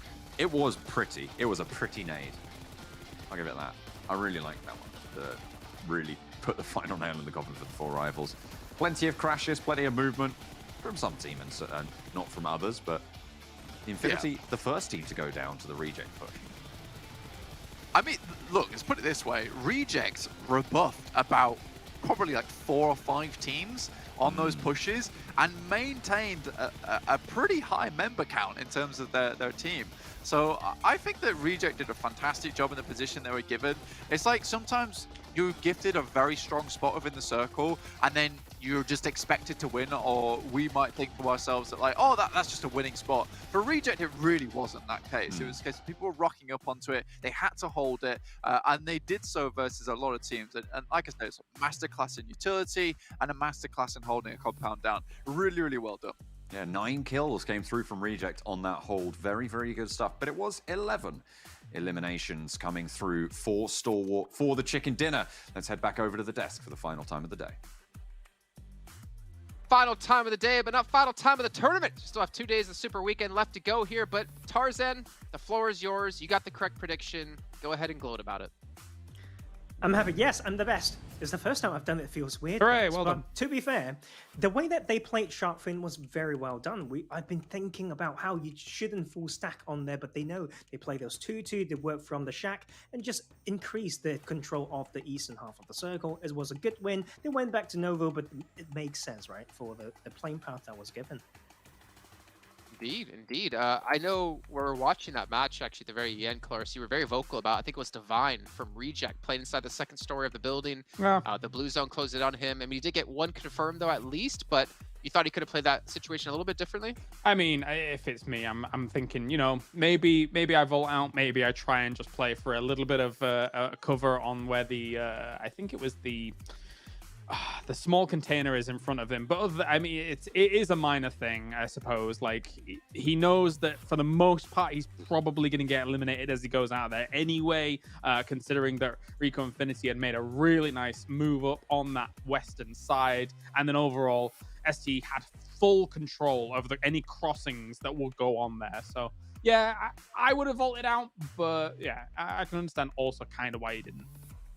Yeah, it was a very tough match there. I mean, you saw 4 Rivals as well. I mean, I don't even know what you want to call that, but explosions going off left and right behind their wall of buggies, and eventually didn't make it that much farther, but still 14 points. And again, for the only team to be in like the top, I want to say like 10 with 0 chicken dinners, they're still put on a really good performance, being about 3rd overall in points. I think maybe Stalwart has surpassed them with this last victory. But as we move on to the second page, taking a look, Infinity, my choice not working out, but you know what? That's okay. I got a victory today. Name of Galaxy 2 points. Dime 1. Again, you talked about Dime at the start of the day, Claris, but they still have yet to really come into their own, I feel like. And with each passing match, I feel like their hopes of qualifying are falling further and further out of their hands. Yeah, it's been middling for the day as a whole, right? I mean, they have got themselves actually some decent placement points overall, but when it comes to eliminations, 6 eliminations, I think it is in total across the day, that's still not good enough, regardless of how many placement points you get, unless you're getting constantly second. So they still need a little bit more than this, but I'm still hopeful. Still thumbs up, still hopeful. Yeah. I mean, what about you, Tarzan? Do you have like similar thoughts about Dem 1? Yeah, I think so. I think the attempts that they had, I mean, like, Yes, for sure, a bit more hesitant. I mean, they for sure have stopped the way that they were growing a little bit, but it's just 1 day of extra data. I still feel like they are doing the right things. It's just about making it more efficient. I mean, if you just want to compare teams around the bottom, like Dead Eyes guys doing a lot worse. I'm sorry, but it's just so hard to even remember the time that they pulled off a decent fight or very, very good rotation. I mean, Deadeye's guys, they were 16 plays at the start when they qualified into the first Super Weekend over Bigatron by 1 point. But really quickly, top here, 5 limbs, 967 damage. And Kalaris did say that we would all agree that if Stalwart come out top on the finals, we're all going to dye our hair. You know, like I thought this was your idea. And that we were all going to do. That you agreed on. You said, I just don't know how, I mean, yeah, I do. I just don't know how well it'd go with a ginger beard. I mean, you're talking to the person that had pink hair and white hair for the past year and a half. Meanwhile, you've never dyed your hair in this time period. Not so I don't true. think you're daring the right person here compared to you. What do you think about that? In that time period, you are correct, but I have bleached my hair before, except those pictures will never be seen, though I think you have seen it maybe once throughout our career together working in the office. But we see throwables here coming through. I mean, surprised to see 4 rivals have so many, considering the amount of nades that went their way at the very end. But again, really using that to transition and get into better positions. I feel like it stings me to say this, but I'd like to talk about cars and how they're parked and stuff. And to be fair, I think 4 rivals could have had a very different result if they just parked their cars well behind the shack and just keep 1 or 2 alive. And I think that is where they lack a little bit. When they've got these positions, they need to know how to keep teams at bay and think about what it could mean for themselves if they ever need to rotate away. I mean, overall, it's not been a bad day for them, right? But as you say, like, we were calling that they were going to get absolutely bombarded about 12 minutes before it actually went down. Like, it's so difficult to hold on to that position when you're as clumped up as you are. I mean, if you arrive there a little later or maybe have a 2-2 split across another location, maybe you can make something happen. But where they were, it was almost assured destruction. We'll look at the leaderboards here. It is getting a little bit worrying for Cryptics. Only 13 points on the day, though it was enough to pass TJB. But looking down below them, FaZe, 35 points on the day. Bigatron, 28 points. Deadeye's guys, 21. Damwon, 32. Xavier, 23. At this current pace that's going, again, I haven't calculated this out properly. I feel like Cryptics, if they don't step up and have at least a couple of decent games in these next 2 days, they could be knocked out of top 16. Yeah, people are catching up. Cryptics got to watch their back a little bit, especially considering what we saw at the end of that league final, the league week here for this. They looked really, really good, but we have not seen that convert just yet. I do still think there are some hands that they were dealt a little bit rough here today, and they kind of just came in at exactly the wrong time, which didn't play out too well for them. But still, you can't entirely excuse just 13 points. Yeah, like the pressure's getting very real. I mean, you look at this point separation between the bottom teams, it's just 1 decent game away that could propel you like away from the pack. And I think that is quite scary for the teams who have yet to find those performances. Taking a look at our limb rankings actually across those super weekends, I am just like floored to see. If you look at Genesis Dogma, 55 with Daybot, 50 with Sitar. That's 105 points in limbs alone across these 3 weeks. They've gotten more points together in eliminations than some teams have gotten for an entire week. Like, that's just how much damage these guys are putting down for Genesis Dogma and how lethal they can be as a team here. I know you've been a big proponent of them as well, Tarzan. The thing is, we have to be harsh, I feel like, from time to time. Like, with them, if you just draw graphs and curves when it comes to how they've done through the days, today is one of the worst days that they've played since we found the new love for this team. There's something that's not quite working. The controlling of Pock is a little bit half-hearted, and they just don't know how to cut their losses. You can say, like, the circle's been hard on them, but there were certain things that were not going as smoothly as before. I think it's really cool as well. I mean, I know you want to talk about this, Jason, but I'm not going to let you for a moment. The dynamic duos that we're seeing here so far, as you say, Daybot and Sitar, a fantastic duo, the 105 kills between them, eliminations. We got Newsy as well as God Tunny, 53 as well as 47 eliminations respectively, and then Top and Action, 44 eliminations and 43 eliminations. Those 3 duos, in my opinion, they're the trifecta, they're the trio that are fantastic so far. Yeah, they have been, and then it's just Paraboy. It doesn't need a duo. The order has definitely been stepping up. I remember the treasure box is still going on. You can see it's going to end on the 21st for the first box. If you guys are watching the Esports Center or watching here on YouTube, you can earn points to get them unlocked for permanent items. But also remember, down below the stream here on YouTube, you can click the rewards button, get extra tokens, and then go into the 22nd of December till the 10th of January, we have our second box coming for you with different rewards and also some additional rewards on top of that. So make sure you guys are watching as much as possible, clicking that rewards button as often as possible. Just remember, don't spam it because I don't think you get points every single time you click it. But here's a quick little recap of what all went down today. So we got to see some life back in Nova, but Nick with Galaxy taking them to chicken dinners. And it feels like it's not very often we ever see a day where Infinity or Stalwart aren't on this page. Yeah, I think it's been kind of oppressive today, right, Tarzan? I think, like, when we've watched the winners come in, it's been really a case of the rich get richer. Like, these top teams are really not giving much room to some of the teams towards the bottom, and I think they've really got to step it up at the bottom. That's the way they have to play. Keep scaring people away, like adding pressure without, even being seen. That's the thing. You're so scary that teams don't even come close to your drop spot or your rotation pass. So that's part of the, psychology thing that you can, come in as well, throw in with the mental game for sure. And I think that shall continue with some of these teams. Yeah, and speaking of continue, we will be continuing tomorrow at the exact same time here for a second day of our final week of the Super Weekend, which means we only have 5 plus 5 is 10 matches left in total in our Super Weekends for teams to make through the top 16 or defend their position in that top 16. We'll see you guys tomorrow for some more PUBG Mobile action. Have a good night. Can't see what's written tomorrow. Some call it fate, but one thing I know, this time I will be in control. I'm caught in the fray, but we'll survive the battle. One for glory.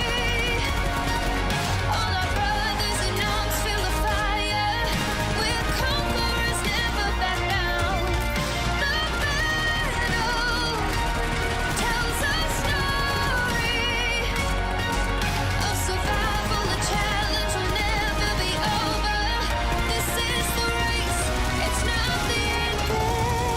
You have to believe you can win. The world, it won't give you the time.